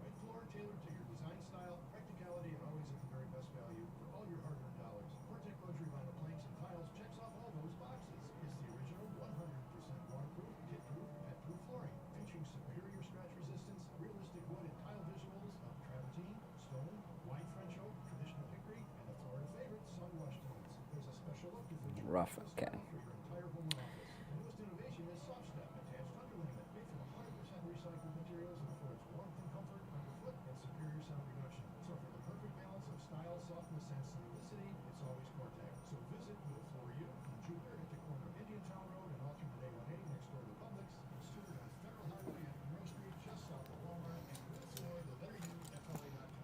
Will Floor You, flooring folks for over 40 years. Tom Laporta here from Laporta. I'll be back right after this, guys. Building restoration. I am pleased to say our relationship with the Steve Kane Show and the show's listeners keeps getting stronger and stronger. The Steve Kane Show listeners are truly the best customers we have ever had. They are courteous, intelligent, honest, and quite a joy to work. We have completed thousands of projects for listeners from repairs, single-family homes, large HOA complexes, and churches with great success, and every one of those customers are like family. We have installed all kinds of roofs from asphalt chippers, clay, and concrete tiles, standing level seam, slate tiles, and flat roof systems. So come on and let our family take care of your family. Call me on my cell at 954-604-4602 or find us on the web at laportacontracting.com. The number again is 954-604-4602. All right, here we go.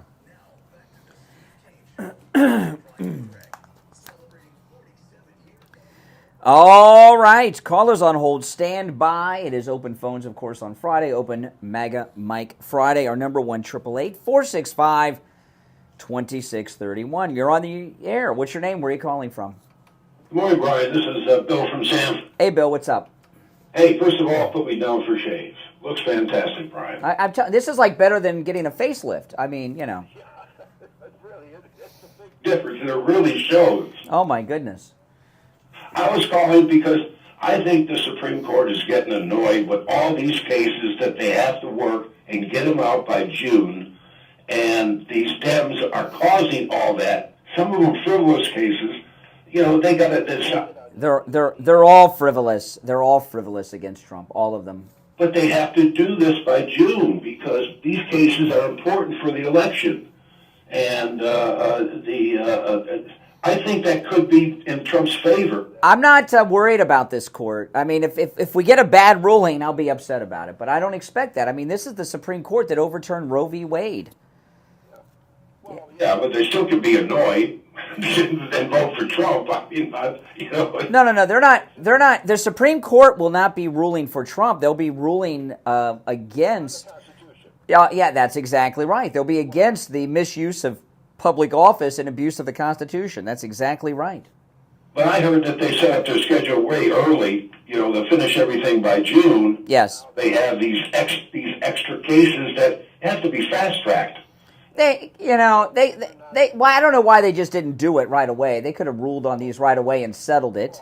Yeah, on that Maine and Colorado, now Illinois, they could establish that in one ruling and wipe them all out. Yep. But I think that's in favor of Trump. I think the cases are going to come down in favor of Trump because he's the one that's being persecuted. Absolutely. And not only that, because of the Constitution is on his side. Mm-hmm. So, anyways, I agree with you. I appreciate the call from Sanford, Florida. You're on the air. What's your name? Where are you calling from? Good morning. You're on the air. What's your name? Where are you calling from? Once, twice. All right, you're out. Oh, did you guys catch Ron DeSantis' press conference yesterday? He had a press conference right down the street from the radio station at the police headquarters for the sheriff's office. If I would have known about it, I would have gone by and done a live stream on YouTube. But it really ticked me off, the DeSantis press conference yesterday. I got to tell you, you know what? He was back to his old self before he betrayed us. And what he did yesterday, and I don't know how many of you saw this, but let me read. This is in the Gateway Pundit. Yesterday, Florida Governor Ron DeSantis signed a bill into law that officially authorizes the release of documents from a 2006 grand jury investigation in Palm Beach County regarding Jeffrey Epstein's sexual assault of underage girls. And, long before any of you heard about Jeffrey Epstein, he was in the news every day here. Every freaking day. He had those trials. Remember, he tried to adopt one of his girlfriend or something. Remember all that craziness? And this is what DeSantis said. He says, today I signed the bill authorizing the public release of grand jury documents like those in the Jeffrey Epstein case. And this is big. He says the public deserves to know who participated in Jeffrey Epstein's sex trafficking. And I watched DeSantis' press conference, and this is why I got angry. Why didn't he just stick to doing his job as governor? Why did he betray us and Trump? Why did he run against Trump? Why did he go out and start trashing Trump? And, this thing that he did yesterday was good, and I watched the press conference, and it was like another man. I'd forgotten what Ron DeSantis was like before he went to the dark side, and, we can never trust this guy again. He betrayed us. He betrayed President Trump. I'm not saying that we should forget what he did and trust him and let him be, and welcome him as part of the MAGA movement. I mean, he's done. He's unelectable forever. But if he would have stuck to doing what he was doing like he did yesterday, he had the whole world. I have never seen a politician destroy their career like Ron DeSantis outside of like a sex scandal or something. And it was he did something good. Jeffrey Epstein, on Epstein Island, if you remember, the FBI went and took Epstein Island. They seized everything. So whatever videos and blackmail material or kink stuff that he had on different politicians and people and celebrities, it's part of the J. Edgar Hoover files now, okay? All that Epstein material. And Jeffrey Epstein, we're never going to know the truth about Jeffrey Epstein fully, right? Was he just a rich, weird guy with his perversions and liked to be around celebrities, or was he like an asset of the deep state? Probably both.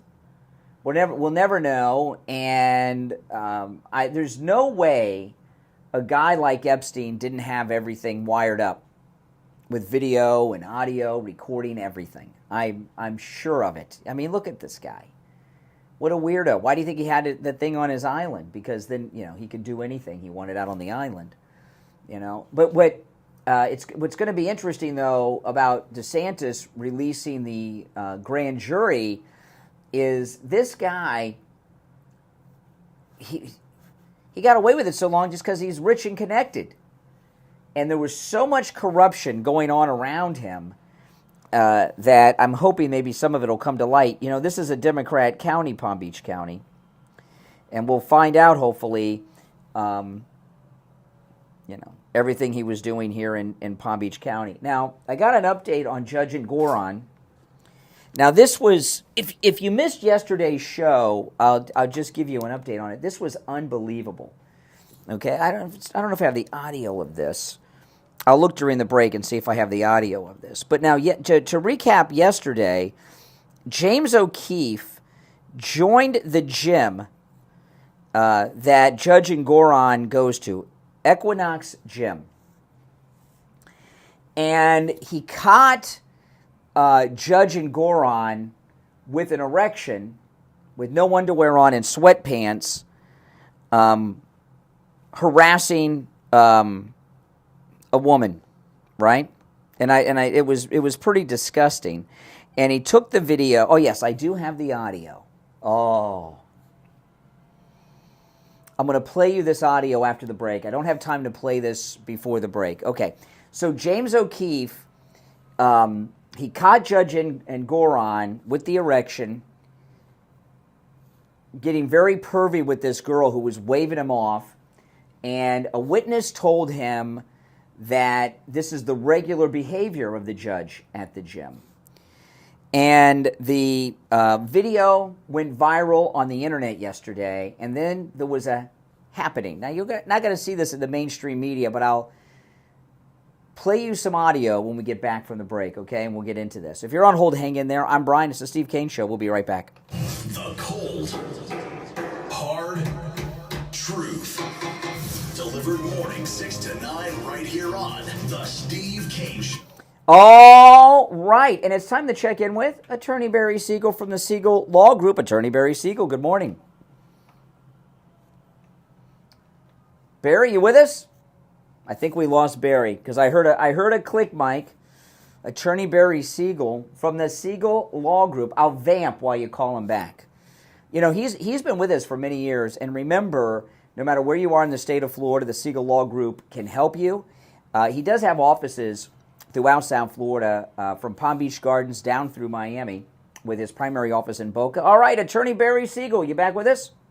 I'm back with you. Okay, good. I was vamping while we got you back on the line. What do you have for us today?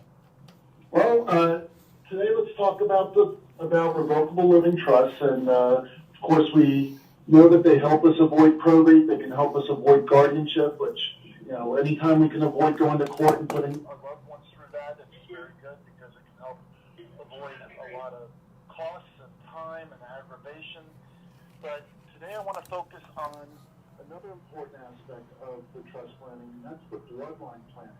Making sure that the assets that we leave to our loved ones go to the right people and don't go to the wrong people. Who are the wrong people? It really depends, but a lot of times it might be future ex-son-in-laws or future ex-daughter-in-laws, and that's one of the things that the bloodline planning can help us with, because instead of leaving it outright to a person in their name, which can easily be commingled with their future ex-spouse, those assets can go into a sub-trust, a little baby trust that pops out from your trust. And so at your death, these little trusts pop out, and now the assets can go into those trusts. Your beneficiary can have full access and full control if that's what you want. So they could spend the money, invest the money, do whatever they would have normally been able to do. But now it's like a fortress. They'll have protection. So if that spouse says, I want a divorce, and then almost 60% of all marriages have a divorce. So if that were to happen, your child doesn't end up losing half of those assets to that divorce. The bloodline protection can also help in case your child predeceases their spouse, so the assets go to their grandchildren, not to the spouse. And it can also help with asset protection from lawsuits, creditors, and various other things. So bloodline planning is something that most people think they have, but most people don't have it, and that's one of that we review. That's right. And how many of you have children that getting windfall cash is not a good idea? You know, we talked a lot about Lisa Marie Presley had a lot of problems with getting her inheritance from her dad. They had this ironclad trust. And her mother kept the money away from her, and people criticized her. And then, Lisa Marie died of a drug overdose. She came into windfall cash from that new movie Elvis about her dad. She had cash. She started buying, you know what I mean? Windfall cash coming into a family, even with adult children, can end in disaster in many different ways. All right, give Attorney Barry Siegel a call. Remember, a no-charge consultation with the Siegel Law Group. If you mention you heard Attorney Barry Siegel on the program, 855 FLA 3782. 855 FLA 3782 and online SiegelLawGroup.com. All right, Attorney Barry Siegel, we'll talk next week.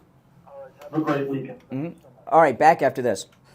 We take on the social justice warriors for breakfast. Now the Steve Show. All right, callers on hold, stand by. I want to play this audio. Okay, so James O'Keefe, just to do a quick recap, he joined Judge Engoron's gym, and that's the judge, of course, that gave this absurd judgment against Trump over, it's over $400 million now, approaching $500 million. And he got Judge Engoron on video with an erection, wearing sweatpants with no underwear, harassing a young girl on a workout machine. And she's waving him off. And a gym goer told James O'Keefe that the judge behaves like this all the time at the gym. He's the gym perv. And it's called Equinox Gym. And Equinox Gym called James O'Keefe yesterday to tell him that his membership is revoked and he is banned from Equinox gyms for the rest of his life. He's been canceled. And James O'Keefe, of course, recorded the phone call, which I'm going to play for you now. So this is James O'Keefe. He's on the phone with Judge Engoron's gym owners. Listen. This is Equinox calling. I just want to let you know, going forward, you are officially house canceled from ever. Okay, now just let me say, Mike, listen. I listened to this morning. This is unedited, so I may have to hit the dump button. I don't know. I don't remember. So if I have to hit the dump button, I'll pause and hit the dump. Let the delay bill back up. But if you hear something, knock on the glass. Okay, because they're talking about Judge Engoron here and his perversions at the gym. So you never know what words may be used. All right. Here we go. This is Equinox calling. I just want to let you know, going forward, you are officially house canceled from ever joining any Equinox going forward in the future. Okay. Why is that? So just because you have been officially house canceled, so please not inquire any Equinox going forward. You will not be allowed to rejoin at any time. You won't give me a reason? No, there's no reason to be given. So just please going forward, I will house cancel your membership. You have been canceled effective immediately, and you will no longer be joined to any Equinox. Any Equinox. We have girls that have claimed that Judge Engoron is creeping them out every day, every visit. Will the Judge Engoron be house canceled for his behavior towards women in your That facility? is not up to your discretion to tell me what other people think. If they have those concerns, Well, it's on video. It's got millions of views online, so it's going I viral. understand. So will the judge be? Conversation to be had. Will the There's judge no be? further conversation to be had. Well, I think creeping girls out and approaching them like that is serious business. And in your opinion, sir? It's not my opinion. It's on video. It's on videotape. That's fine. It's not an opinion. It's a matter of fact. Okay, that conversation is done. Are you injecting your politics into the situation, ma'am? Oh boy, this is great. Politics to be had. It is in the member contract, but there are no cell phone usage in the club. How about? So you are in direct violation of that. So I will just let you know that your membership is officially canceled of today, and you will be house canceled. So you'll no longer be allowed to join any Equinox going forward, okay? How about the creeping the girls out? Have a great night, sir. Recording the Have a creeping great night, girls. sir. You have any? Oh, she hung up the phone. Equinox, I'm banned for life. Oh man, but if you walk around with an erection and approach girls that don't want you around and creep them out every day, you're an honored member of their facility. Oh my goodness. This is not over yet. I can't wait to see how this plays out. All right, back to our phones. You're on the air. What's your name? Where are you calling from? PJ from Broward. Hey, PJ. Hey, one big thing that's been overlooked in this, Supreme Court taking up the immunity appeal hearing is that guess what? The schedules for the trials are being reversed because what's going to happen now is the Florida trial is going to come before the J6 trial. The J6 trial in Washington with that crazy judge, they have to wait until the Florida trial concludes. Really? Oh my goodness. So this will take forever. Yeah, well, what's going on is the Florida trial is going to probably in the next few days or soon are going to announce they're going to delay the start of the trial because it was originally going to be May 20th. Mm-hmm. Everybody's thinking maybe it'll be about like 2 months, like July, maybe early August. But guess what? It's still going to be later. No matter what the Supreme Court, I think they're going to do it in June, but that means that the earliest that the J6 trial can start is late August or late September. So, how can you have a trial while for a man who's running for president like this? Well, normally you don't. You know, here's the deal. Normally, they would never be able to start it like in August because it's too close to the election. That's the rule. That's right. You know what? Trump. He cancels all the rules out. You know. Now let me ask you: if you and I went to the gym today with erections like Judge and Goron, do you think that they would allow us to maintain our memberships like Equinox Gym is doing here? You know what? When you were talking about that, my mind went back to when I was a teenager. I was working at the Thunderbird Motel in oh, this sounds interesting. Sunny Isles. Uh-huh. No, the thing is the pool manager, there was some guy from Europe with one of those tiny little bikini bathing suits. Yes. You know, so he told I'll have to tell you aboard the ship. I don't know if it'll be allowed over the phone, but the thing was is he told me I had to tell the guy he had to get a bigger. Oh my! Like I can't. I said I said, listen, I agree with you. That bathing suit he's wearing is disgusting, but I said it's too embarrassing. I can't do that. Oh my! I got threatened to be fired. No, but and that's it. Okay, that story will sound better after a couple drinks. But I'll tell you this thing about the judge at the gym that James O'Keefe get captured. Okay, and think about this because you're a journalist. You know, you're an investigative journalist and everything. You know, in what world do we have the most high-profile judge in the country sexually harassing girls in a gym on video? He's basically operating like a flasher in the park, and there's a complete media blackout on it. It's really insane. This story has not been picked up on any of the television media. Yeah, well, I'm wondering if any of the other women now are going to be encouraged that grossed up. I mean, this is like Jeffrey. This is like Harvey Weinstein stuff here. Yeah. So do you think other women are going to be encouraged at that gym? Are going to be encouraged to come forward and complain publicly? No, I don't. I think they'd be afraid to complain publicly. If they complain publicly, what kind of harassment will they face? This is New York. They'll be fined $300 million.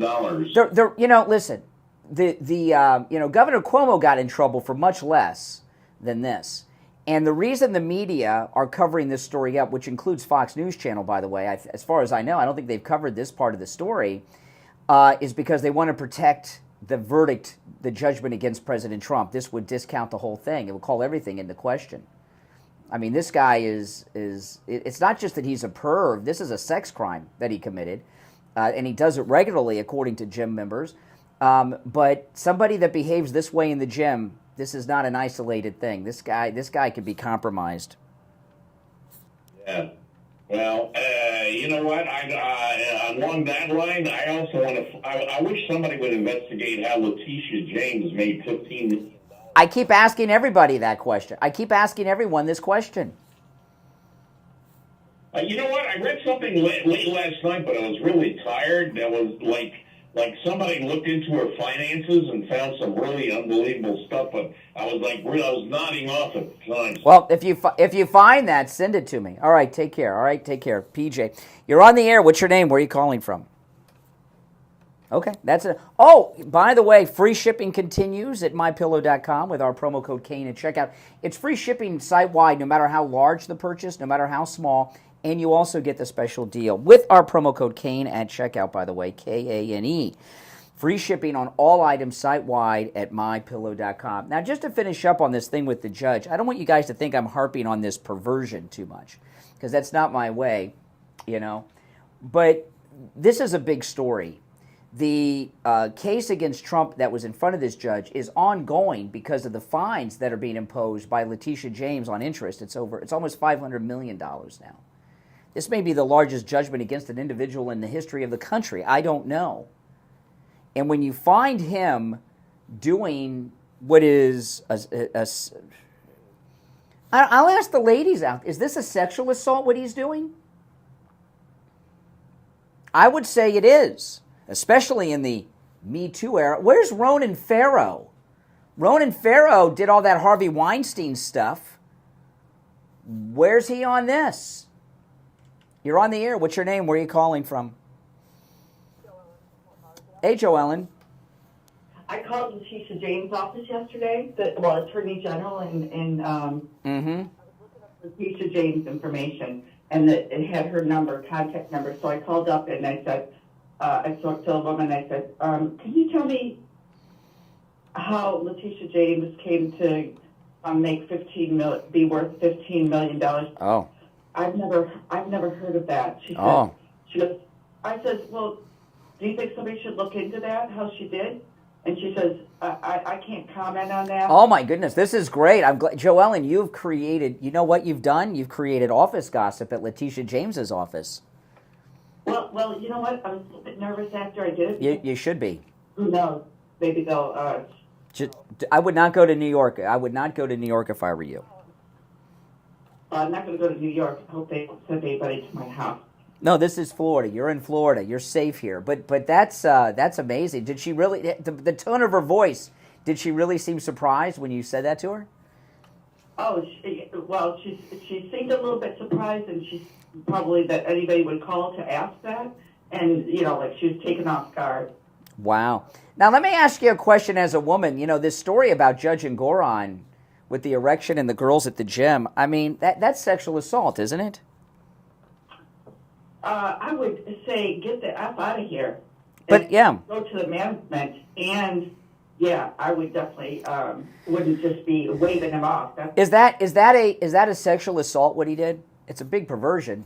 Yeah. If anybody else did that, they get thrown in jail for that. Yeah, but the lady at the gym, her reaction is protect the pervert and ban for life the person that exposed the pervert.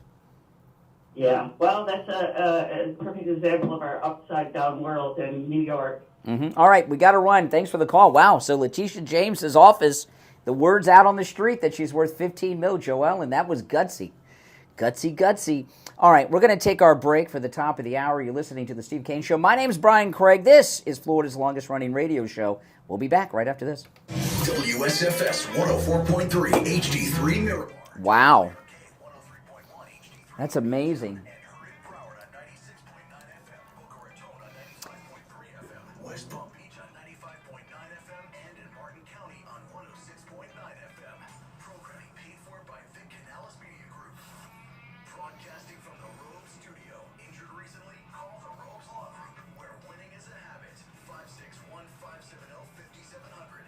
Robes, winning for you and our community. Your home for the Steve Kane Show. From the Palm Beach Patio Furniture Weather Center, where luxurious outdoor spaces are created, here's the oldies forecast. Good morning, South Florida. Approach one of your Wesley. That's me, from WTVF 25 News. We have warm temperatures outside in the low 70s, a little cloudy out there as well. Mostly middle to sunny conditions today with a couple light showers from the early morning hours and drying out in the afternoon. Warm flags today, near 78 degrees. Weather brought to you by Palm Beach Patio Furniture. Route 1 Seminole Plaza Shops, North Palm Beach. Palm Beach Patio Furniture. Voted in the best of the best patio store in Palm Beach County. PalmBeachPatioFurniture.com. Oh, these creeps at Miami Beach. These liberal Democrats at Miami. I'm going to talk about this when we get back. This is beautiful.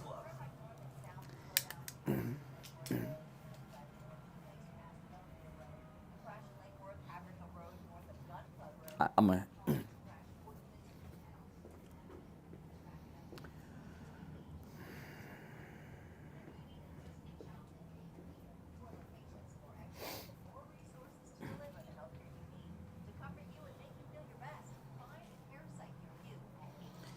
Oh, this is great. Liberals.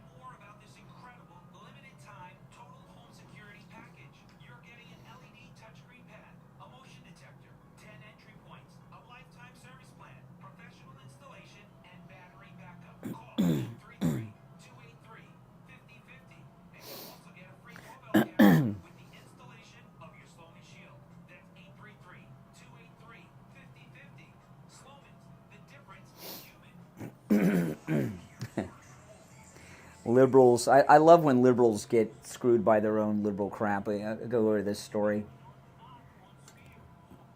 This story with these Democrats at Miami Beach, I'm not sure that...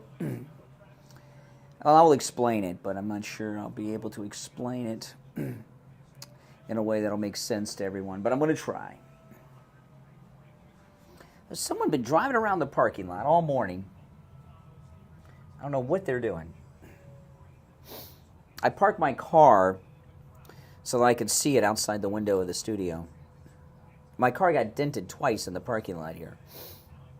So I park it right here where I can see it.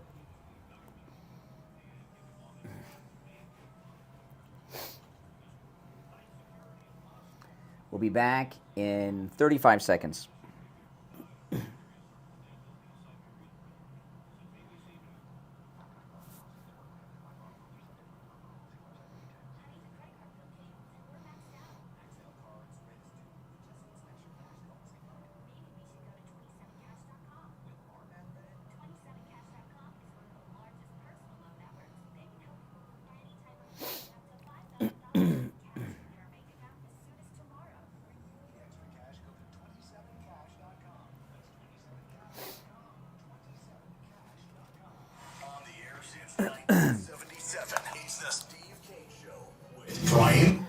All right, the third hour has begun. It is Friday, March 1st, 2024. I'm Brian Craig. This is the Steve Kane Show, Florida's longest running radio show. And of course, Friday is Open Phones. We call it Open MAGA Mike Friday. I got to always say that slow the first time, and then after that I can say Open MAGA Mike Friday at a normal speed. But on Open MAGA Mike Friday, you're welcome to call in about any and everything on your mind. It's the one day of the week that you're not limited to the topics that we bring up on the program. The number toll-free, 1-888-465-2631. 888-465-2631. The Democrat liberals that run Miami Beach, they're creeps, and they're in big trouble right now. I love when liberals get jammed up on their own liberal do-gooderness, okay? And, you know, I've talked before, they're very corrupt, the liberals that run Miami Beach. And the big corruption I told you was about the rising sea levels in Florida. You know, Biden goes to the border yesterday, the southern border. He's talking about climate change. And you hear the liberals talk about the rising seas in Florida all the time. I've mentioned this many times on the air, but I'll mention it again in context of what these Miami Beach local government officials are up against right now. It's their own liberal crap. But this is beautiful stuff. But I get that in a minute. The story of the rising sea levels around Florida obviously is absurd, and I told you what happened. When Obama was president, he gave money to local governments to do improvements that would help combat climate change and deal with climate change, right? Liberal urban legend. It doesn't exist, climate change. Unless you consider just the changing weather. If it rains today and stops tonight, the climate has changed. But anyway, regardless of that, so Miami Beach got money from the green initiatives of Obama to build raised sidewalks. And the reason they build raised sidewalks is when the sea levels rise, the sidewalks will be above where the sea level rises come. And I saw when I found out about this because I was down in Miami one day and I saw the building of the sidewalk, and they were building it like 3 or 4 feet above the street. And I was saying, why are they building the sidewalk 3-4 feet higher than the street? I couldn't understand it. You know, if you fall off, you break your leg. And then I looked it up, and I found a local article about it, and it was this green crap. So there are a bunch of liberals down there. And by the way, the sidewalks are beautiful. If you go down there now, where they built them, you can walk the whole length of the beach. It's beautiful, and you know, Obama paid for that with all this green crap. But anyway, there's an article in the national news today. I saw this actually on the Drudge Report about spring break in Miami Beach. And they're in a big pickle down there. And this is in particular South Beach. And, you know, South Beach, before I was married, I used to go to South Beach all the time. I had a friend of mine who, he was well connected with celebrities in Miami Beach, and I used to go down to Miami Beach, and I used to go to, I get invited to these parties. I mean, it was crazy with very famous people. I'm not going to start talking about the parties because then then I'll get in trouble. But I went to a lot of celebrity parties and stuff down there, and South Beach was the heyday. And I'm talking about with movie stars. I mean, real A-list movie stars. And that's when Stallone and stuff was living down there and everything else. And spring break, there's a story about spring break. Okay, here, and this is an article in the Miami Herald. It's in today's Herald, but it's a national story too. As Miami Beach spring break begins, law and order plan exposes political tensions. That's the headline. Miami Beach leaders have sought to portray See, it's changed since the day of the movie stars and Johnny Versace. It's changed, okay? Miami Beach leaders have sought to portray a unified front in their efforts to crack down on spring break chaos, declaring the city is breaking up with spring break and detailing severe measures to shut down the party, ranging from parking garage closures to slingshot rental bans. Enough is enough, says the mayor. At a public meeting, political tensions have contributed to a planning process and second-guessing as spring break approaches, raising questions about whether officials are truly in sync and prepared to tackle the complex challenges that spring break presents. Okay. Do you know? I don't know how to say this because when I tell you this, it may not come off right. Okay, but whatever. Okay, it's going to come off how it comes off. I grew up in Fort Lauderdale, as I was talking to the caller earlier, and we used to have the most spectacular spring breaks on the planet in Fort Lauderdale. And they're not there anymore, sadly. And the spring breakers over the years have moved to Miami Beach. But if you look at the Democrat leaders, the liberal Democrats that are running Miami Beach, that are trying to end spring break, they're almost 100% white, which is very surprising because Dade County, I know it's called Miami-Dade County, but I've been down here my whole life. I still call it Dade County. Dade County is so heavily Hispanic, so diverse, but we've got white Democrat liberals running Miami Beach.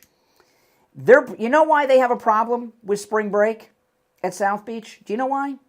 It's not about the kids. Kids come for spring break, they spend boatloads of money.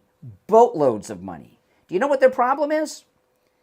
It's not regular spring break, it's black spring break comes to Miami Beach, South Beach. It's not in the article, but the spring break that comes to South Beach, which is Miami Beach, it's the prime part of Miami Beach, it's black spring break. And you can read this entire article in the Miami Herald today.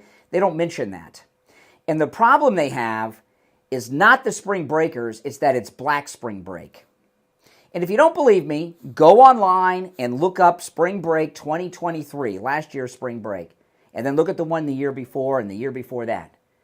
Okay, Black Spring Break has been taking place in South Beach for years now, and it's becoming bigger and bigger and bigger. And these white liberals that run Miami Beach don't like all these black people walking up and down their beach.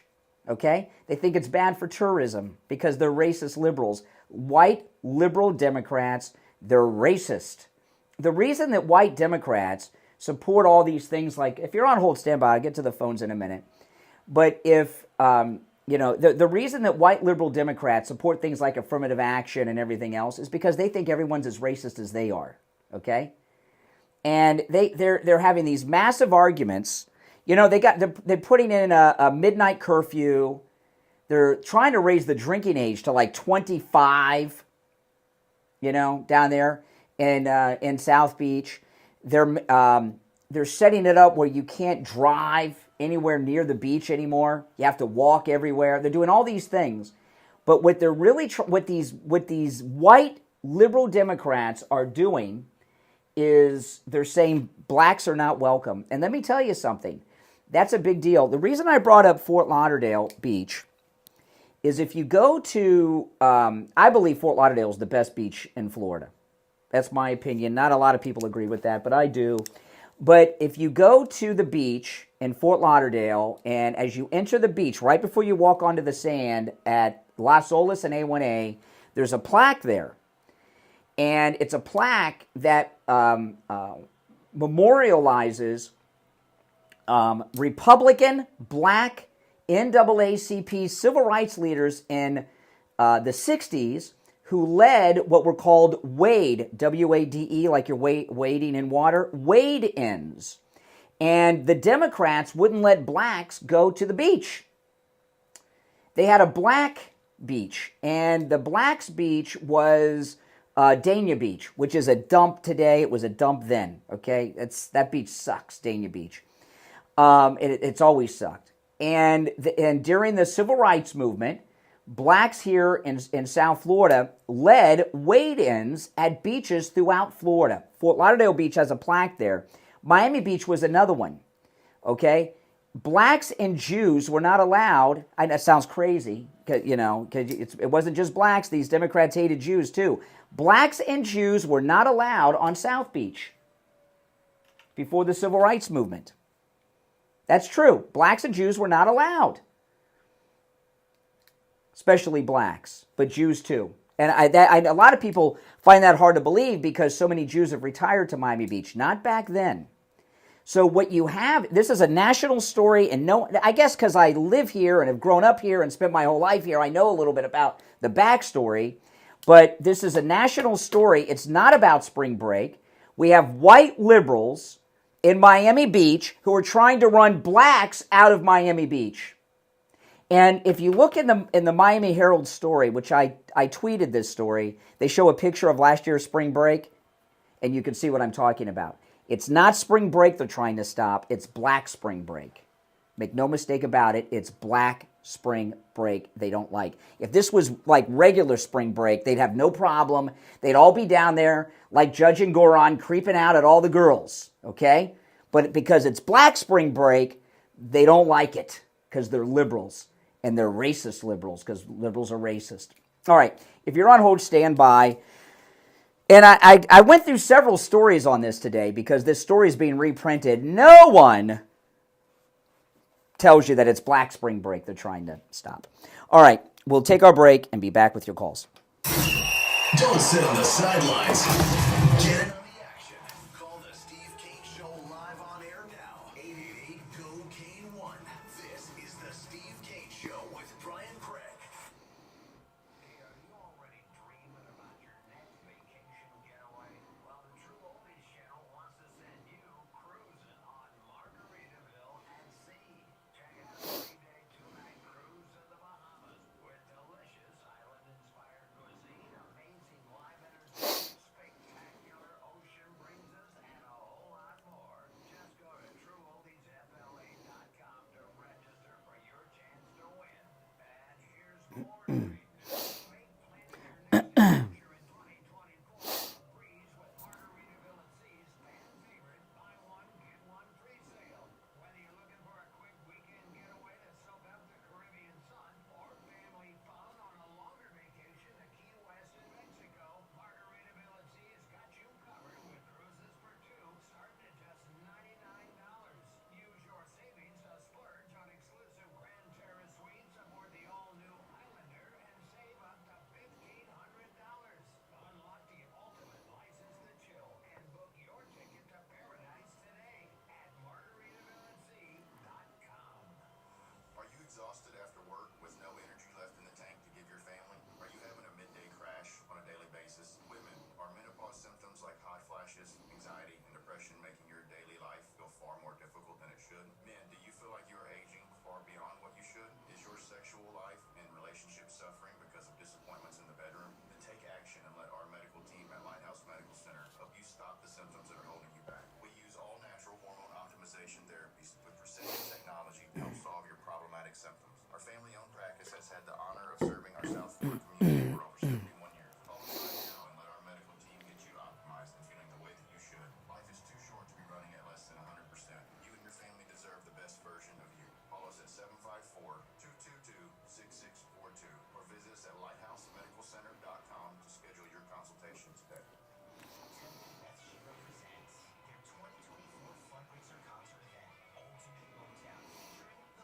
Well, then, AC, you've got nothing to worry about then. If everything you said's true, you should just sit back and wait, right? Tickets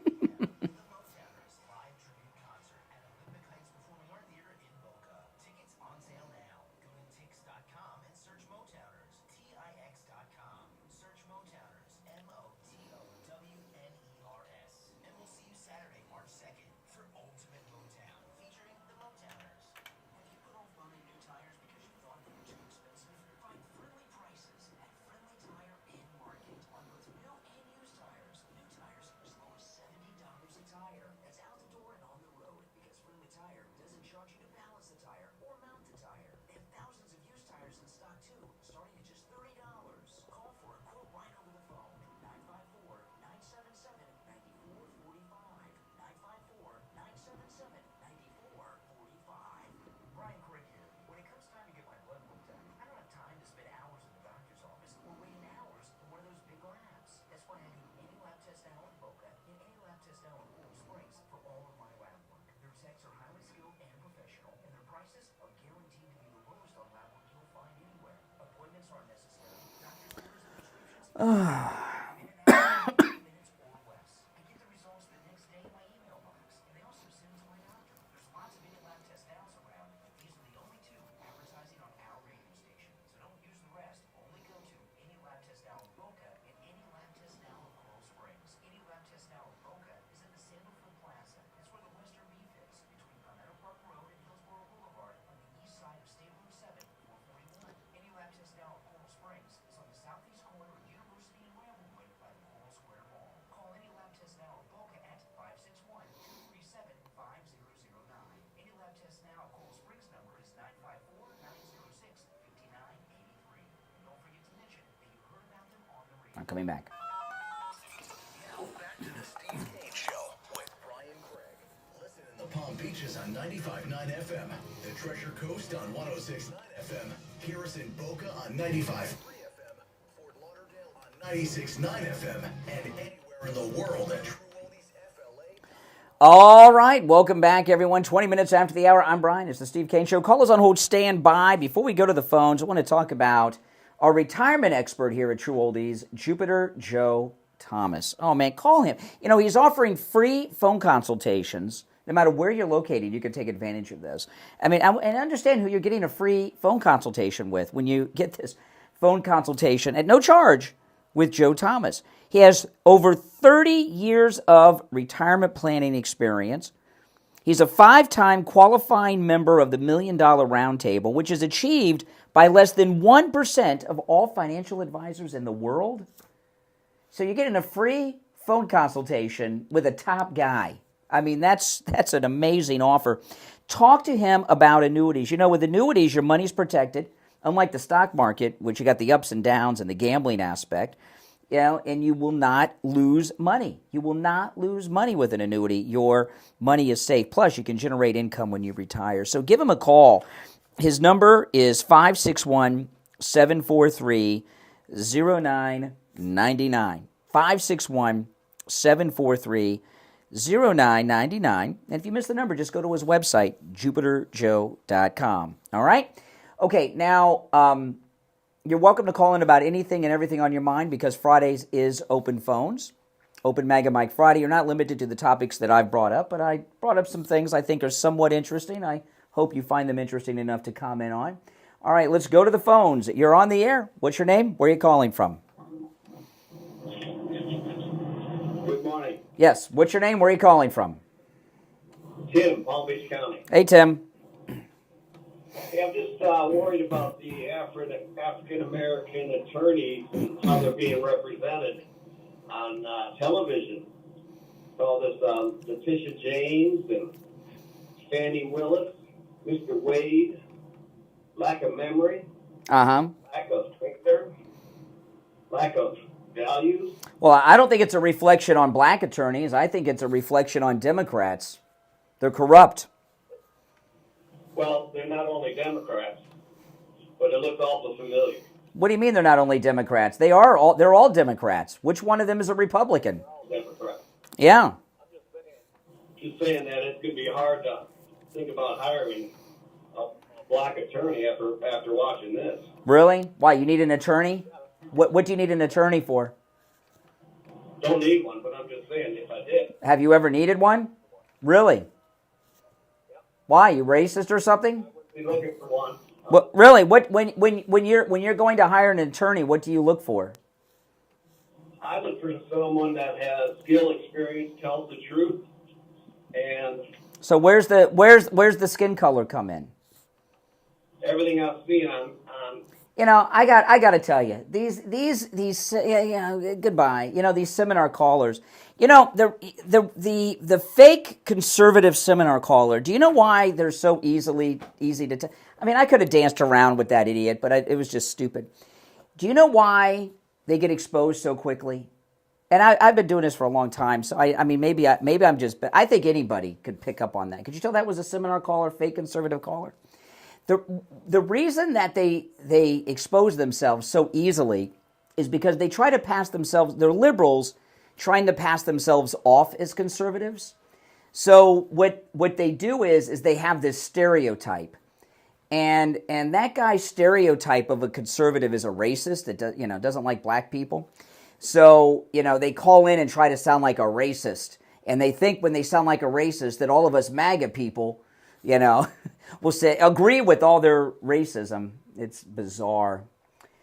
All right, let's go. You're on the air. What's your name? Where are you calling from? Renee, speak up.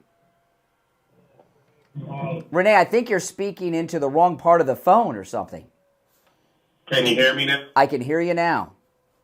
All right. Now, that guy that just called, it's obvious he's a conservative, and you're going to try and make him a Democrat like as if that makes a difference. Now, let me ask you something.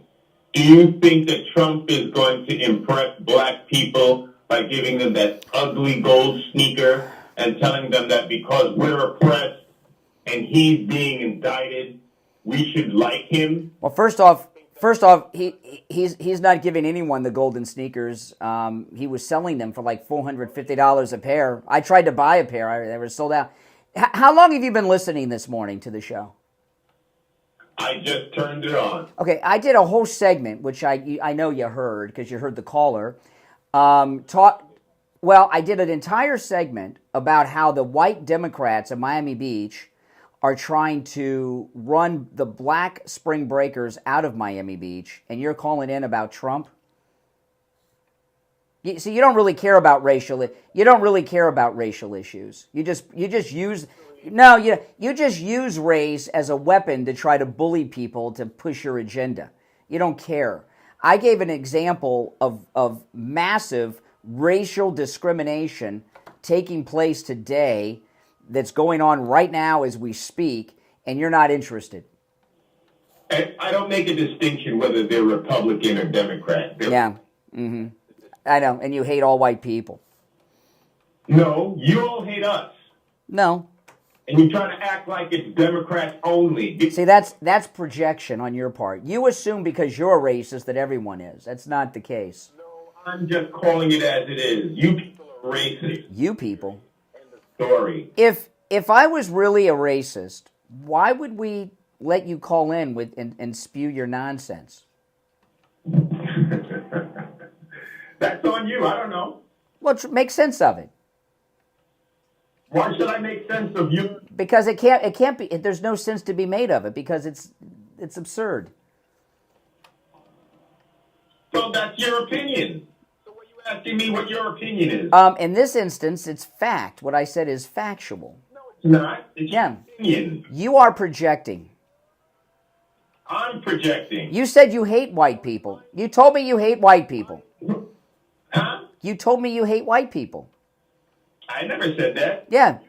You said just like you guys hate us. So you projecting your hate onto others. That's what I said. Yeah. Well, it's the same thing in a different way. No, it's not. It's what I said, not what you said I said. Tell me something good. Tell me something good about white people then. When it happens, I'll say it. You can't think of... You can't... Woman. Yeah. To let you know, there is one thing we do agree on. That it's time to end this call. Correct. All right. So you think I'm going to let him get to his high point of his fantasy conversation? All right. Let's take another call. I know. You're on the air. What's your name? Where are you calling from? Brian from Deerfield. Hey, Brian. Hey, Brian. How are you? Hi. I actually grew up in Surfside down in Miami Beach. Okay. North end of the beach. Yeah, you know what I'm talking about then. Absolutely. Kind of a strange place to grow up, but there's such a mixture of cultures and people and everything. But yeah. One thing I used to always work on the beach and stuff to make some extra income going to school and all that. But the one thing at Spring that they didn't like was all the people pouring in from the mainland. They wanted all the people from out of town with the big bucks coming in and spending a lot of money in that. But I think there is a backlash down there too. There is resentment, I think. If it was, let me tell you, okay. If it was white spring break, they wouldn't be trying to stop it. It's black. It's black spring break now. Nobody wants to say it. It's black spring break, okay. And I've been down there during black spring break, and I was like the only white guy around. And these liberals in Miami Beach don't like it. They think it's bad for bit. See, if it was like regular, there's not a white spring break, but if it was regular spring break, and it was mostly white girls walking around half naked and topless on the beach, they'd have no problem with it. It would be, but because it's black spring break, these liberal Democrats in Miami Beach are trying to stop it. This is when the true sentiments kind of bubble to the top. Well, nobody's calling it out like I'm doing it. Look! Go to the Miami Herald story. They have photographs of spring break last year, and you'll see it's black spring break. They don't say it in the article. Yeah, and big crowds. And they got big money. I went down.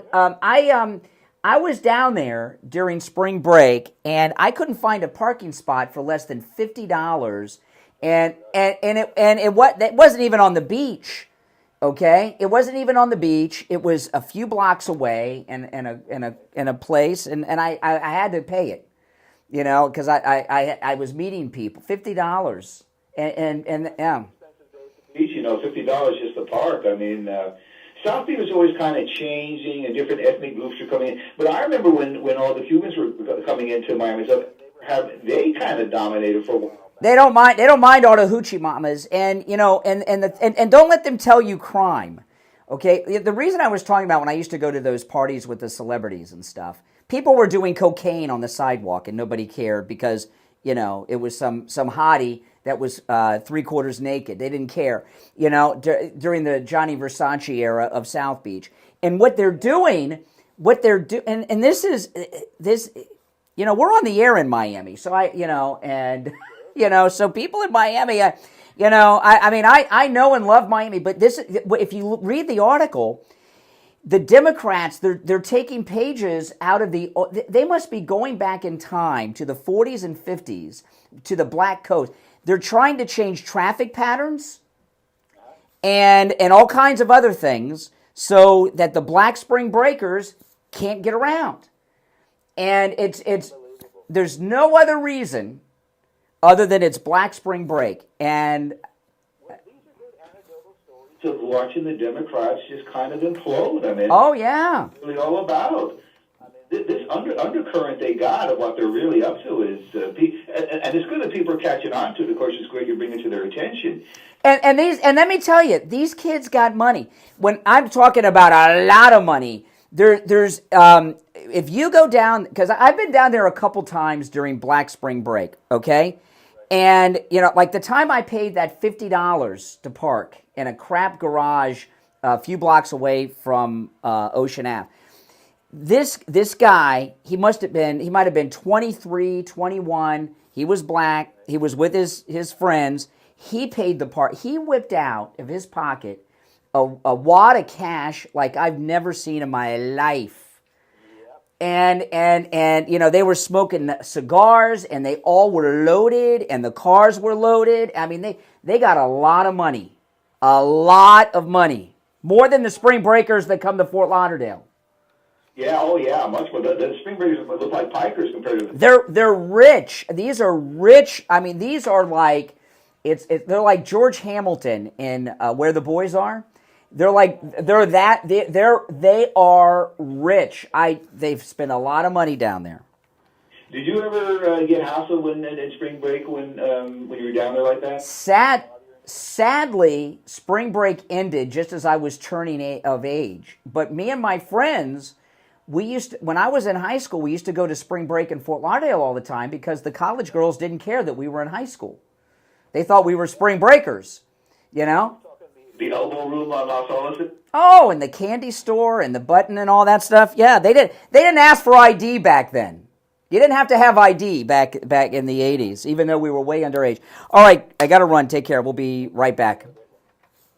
Making morning radio great again. I think you're gonna really love it. It's the Steve Kane Show with Brian Craig.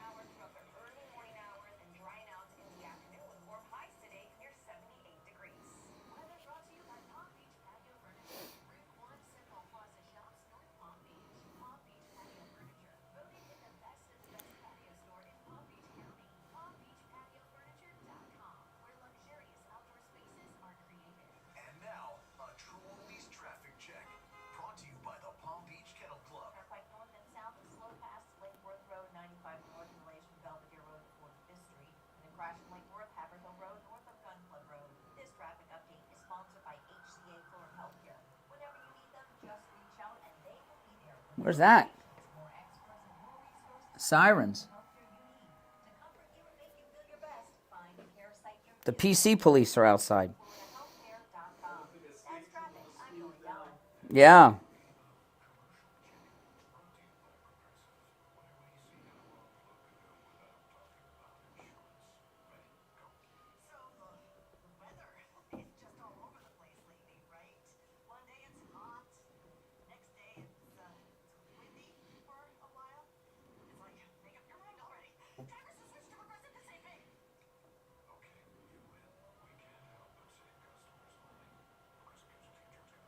You're on the air. What's your name?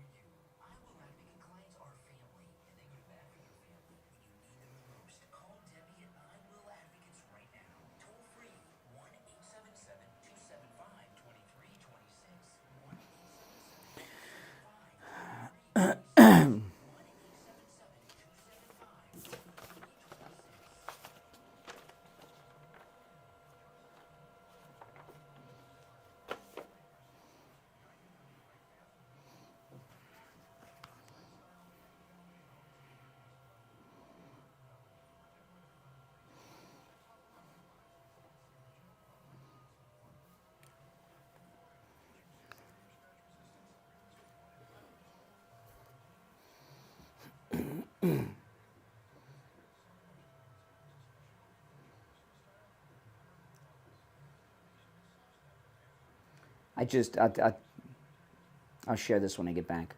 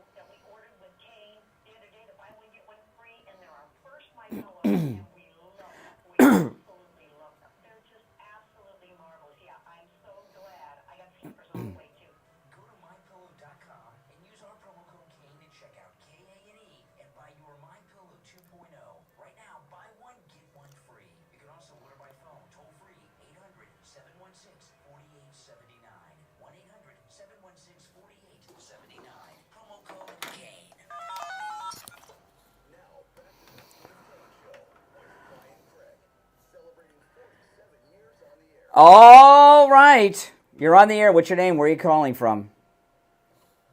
Good morning, my brother Brian, IB. Hey, IB, what's up? Really quickly, man, all that South Beach talk just giving me a lot of memories. But Well, I don't need to hear anybody's spring break fantasy memories, okay? Come on.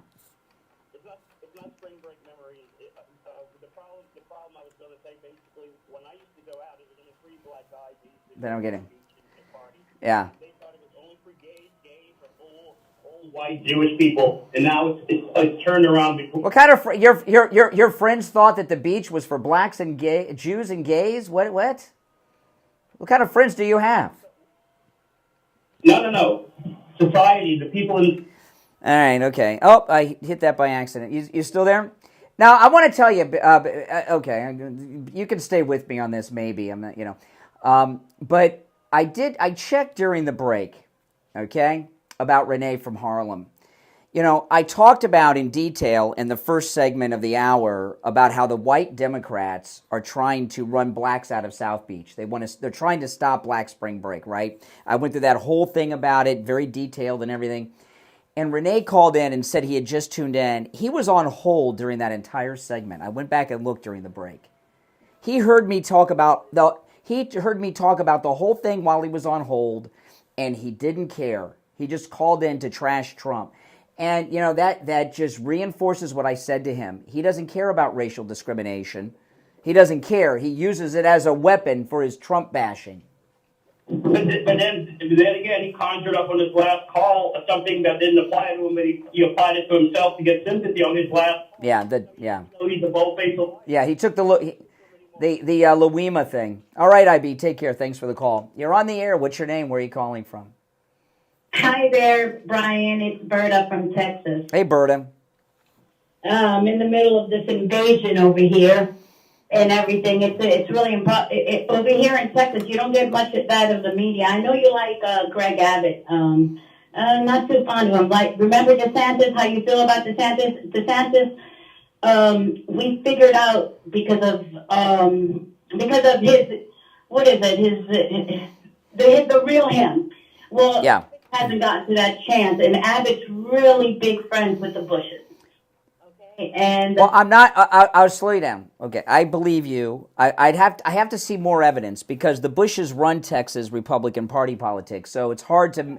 So if you make it in Texas Republican circles, you got to suck up to the Bushes. Don't get me wrong. I like what he's doing. I like what he's been. But as a vice president, I don't think so. But I like what he's doing with Texas. Now, it's getting really bad here because you know how Ring cameras we can share in different areas and blah, blah, blah.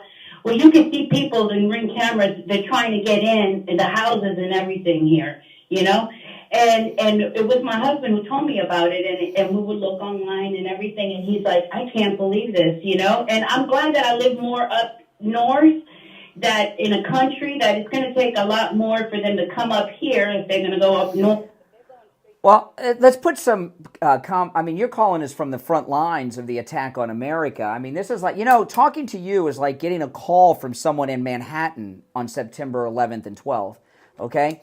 How many, they've said since Biden, we're getting 4.6 million illegals a year is what they're estimating through Texas. Okay, the greatest land invasion in history was the invasion of Normandy. That's credited as the greatest land invasion in history, and I wanted to get the number correct, so I double-checked it.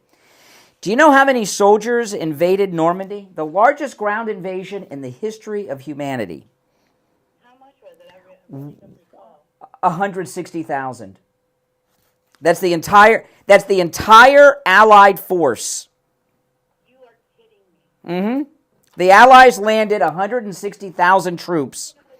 So Trump is right. I mean, he's really. I mean, think about. I want you guys to put that in perspective. Just to let this soak in.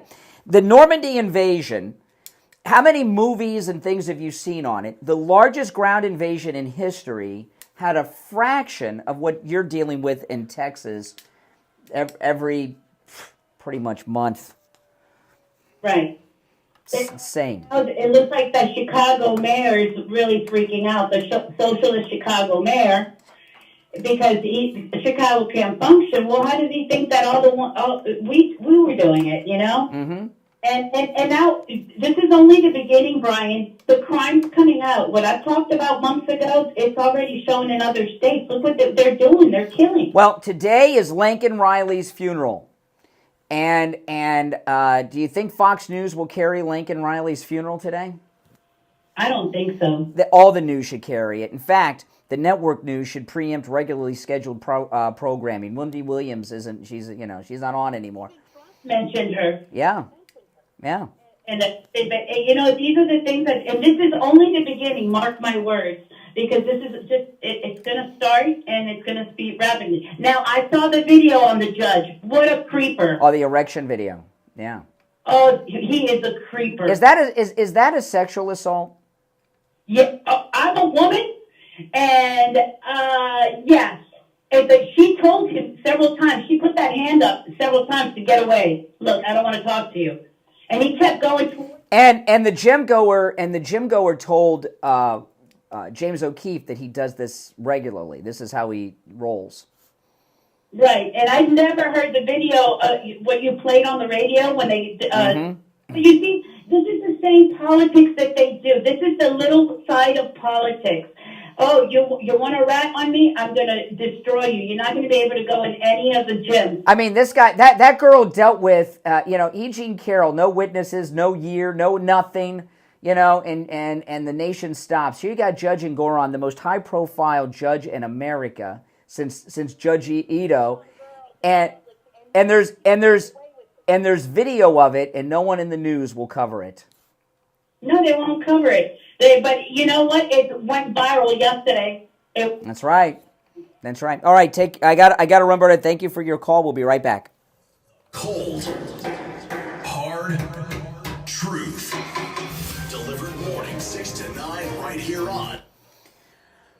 All right, and it's time for the final gold and precious metals report of the week. On the line from the offices of William Youngerman Incorporated, we have William Youngerman. Good morning.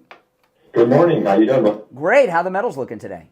Metals looking good. Working their way higher, slowly but surely. But the gold yesterday, after trading in a range of $2,027 all the way up to $2,051, ended up closing up $9 on the day at $2,043 the ounce. Silver gained 17 cents, closing at $22.61, while platinum gained $2 at $878, and palladium was up $20 at $928 the ounce. Overnight, we saw gold trading in a range of $2,038 all the way up to $2,058. And right now, gold's $2,052. That's up $8.60. The silver up down a penny right now at $22.60 the ounce.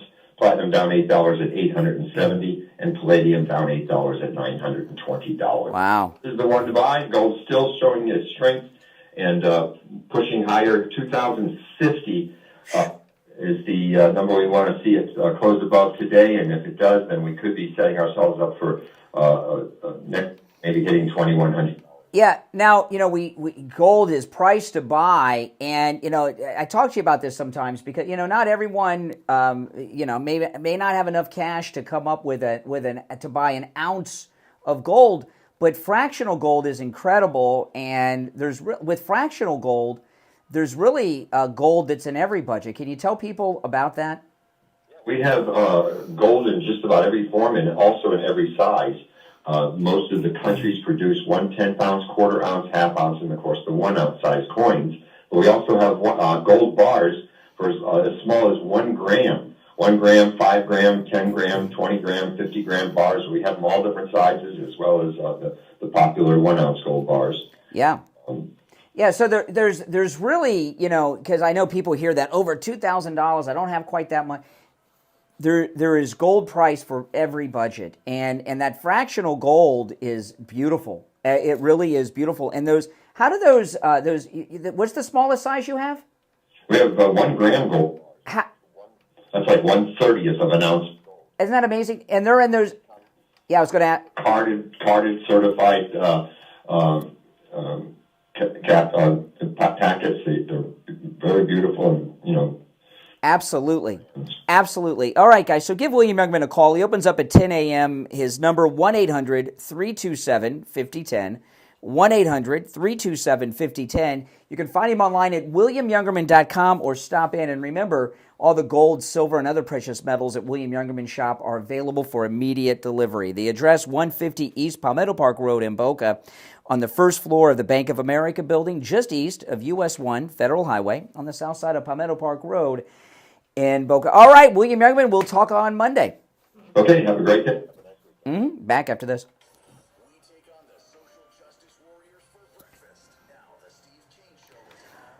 All right, callers on hold, stand by. We're going to have our lightning round coming up. So this is the last 10 minutes of the week. If you're on hold, stand by. I want to first talk about Dr. Philip Appleton and his laser wave pain treatment. Okay, the weekend's here.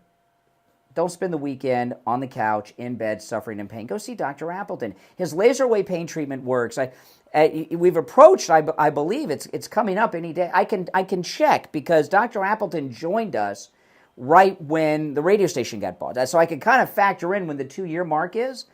Dr. Appleton rid me of my knee pain after 2 treatments with his laser wave pain treatment, going on 2 years, and the pain has not returned. And since then, he's rid me of pain 4 other times in different parts of my body. The laser wave pain treatment works, guys.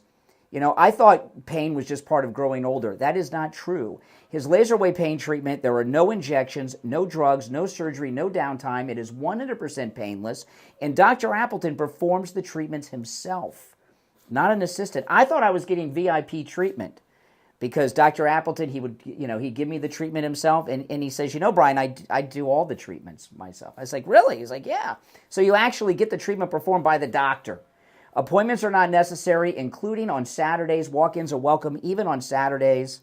Give him a call and say bye-bye to your pain. 954-973-0710. 954-973-0710. And online, AppletonCairo.com. All right, let's go. You're on the air. What's your name? Where are you calling from? Daniel from Kentucky. Hey, Kentucky. Yeah, I was just calling in about your caller from, I guess it's Harlem, I guess it was. I think he's living his life through his memories of his grandfather's and great-grandfather's lives. He seems to be very prejudiced against white people. But anyway, y'all was talking about murders the other day, and he talked about, well, what about the black murders? Mostly reported is black-on-black crime, the black killing the blacks, mostly. Well, I don't know about that, but I'll tell you this about Renee from Harlem. Here's Renee from Harlem. Renee from Harlem's a bum, okay? His wife left him. He's at home alone. He's got no life. He's got no family. He's obviously got no job. And, life sucks for him. So what he does, as opposed to saying, I'm a bum, people don't like me, I'm a failure, he finds something else to blame his loser life on, and he chooses to blame white people. His white wife leaving him may have turned him really against white people. He may blame racism on his wife leaving him.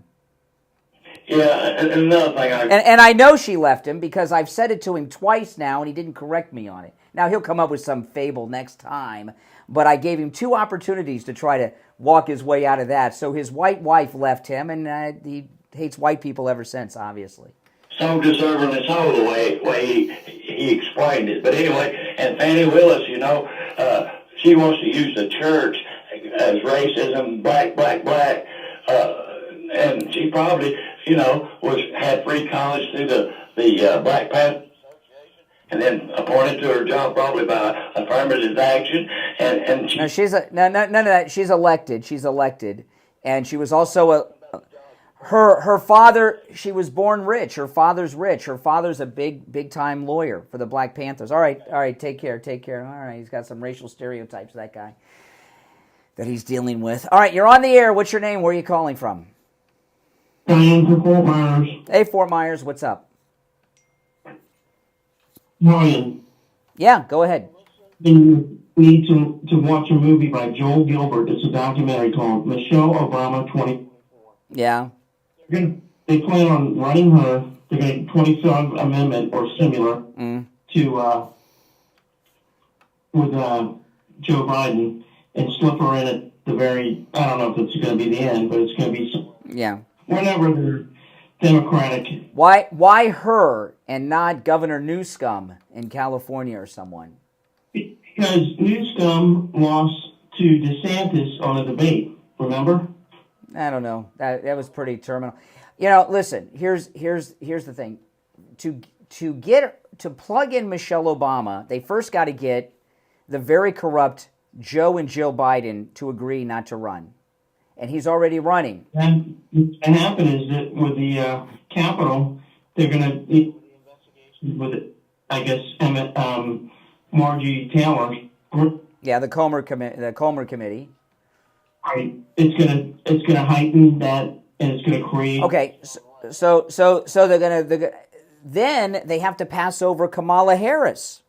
How do they do that? She doesn't have any game. They know that they would have to pass over the president and the first female and minority vice president. That seems like a long shot. Hey, listen, I appreciate the call. That's just fantasy talk. You're on the air. What's your name? Where are you calling from? This is right. Brian, why do you think so many of your black listeners call you racist? You tell me. I don't know. It's obviously not true. I think it is. I mean, that's why they. All right. Okay. I know I've gone through this before. I'll go through it again. I asked these same questions so many times. You would think you'd have good answers. Can you give an example? Because you're a long-time listener. Give an example of something racist I've done, and all the time you've listened to me. Racist is done. I mean, you said racist thing. Give me an example. What's something I'm trying to protect Black Spring Break in Miami Beach this morning? But you know. That shows me, just like what you did with the caller you said was a seminar cop. Yes, he was. A Republican. He was a conservative. Okay, so I'm waiting. No. Hold on. Listen, you're not going to run out the clock, okay? Give me an example of something racist I've done since you've been listening. I mean, you always say every day you have negative things to say about black.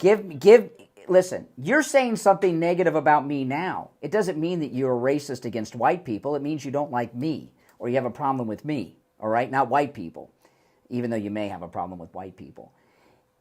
Give me a specific example of something I've said or done. Excuse me. You called me a racist. Give me a specific example of something I've said or done that's racist. When I asked you to tell me something good about a black person. Oh, my lovely, beautiful daughter who's engaged to be married, who's got a great career. Oh, other than the black people I know and everything else. You just want random things about black people? That's not an example of racism. Racism is an action.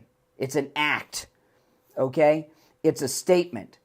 And you can't think of a racist thing I've said or done. Every day. Okay, if it's every day, pick something I said this day or even yesterday, or I'll give you the whole week.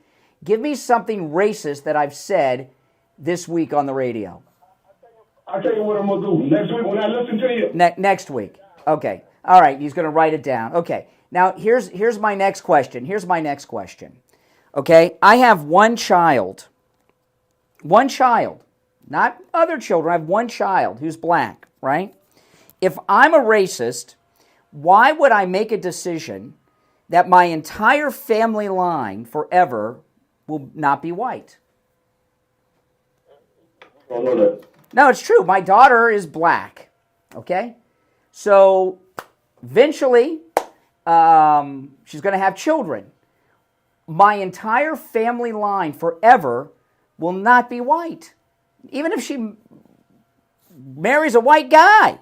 If I'm a racist, why would I make a decision that my entire family line forever and ever and ever, I'm the last white in the family? Why would I do that if I'm racist? You anything for them? I won't leave anything for them? Anything. I don't think you'll leave them anything. No, I have one heir, my daughter, she gets everything. Would a racist make a decision that their entire family line from now and forever would not be white? Right, lying here too, so you know that. How am I lying about this? I have no other children. So I made a decision. I could have had other kids. My daughter's adopted. We could adopt white kids too. You know, white kids get adopted too. Okay?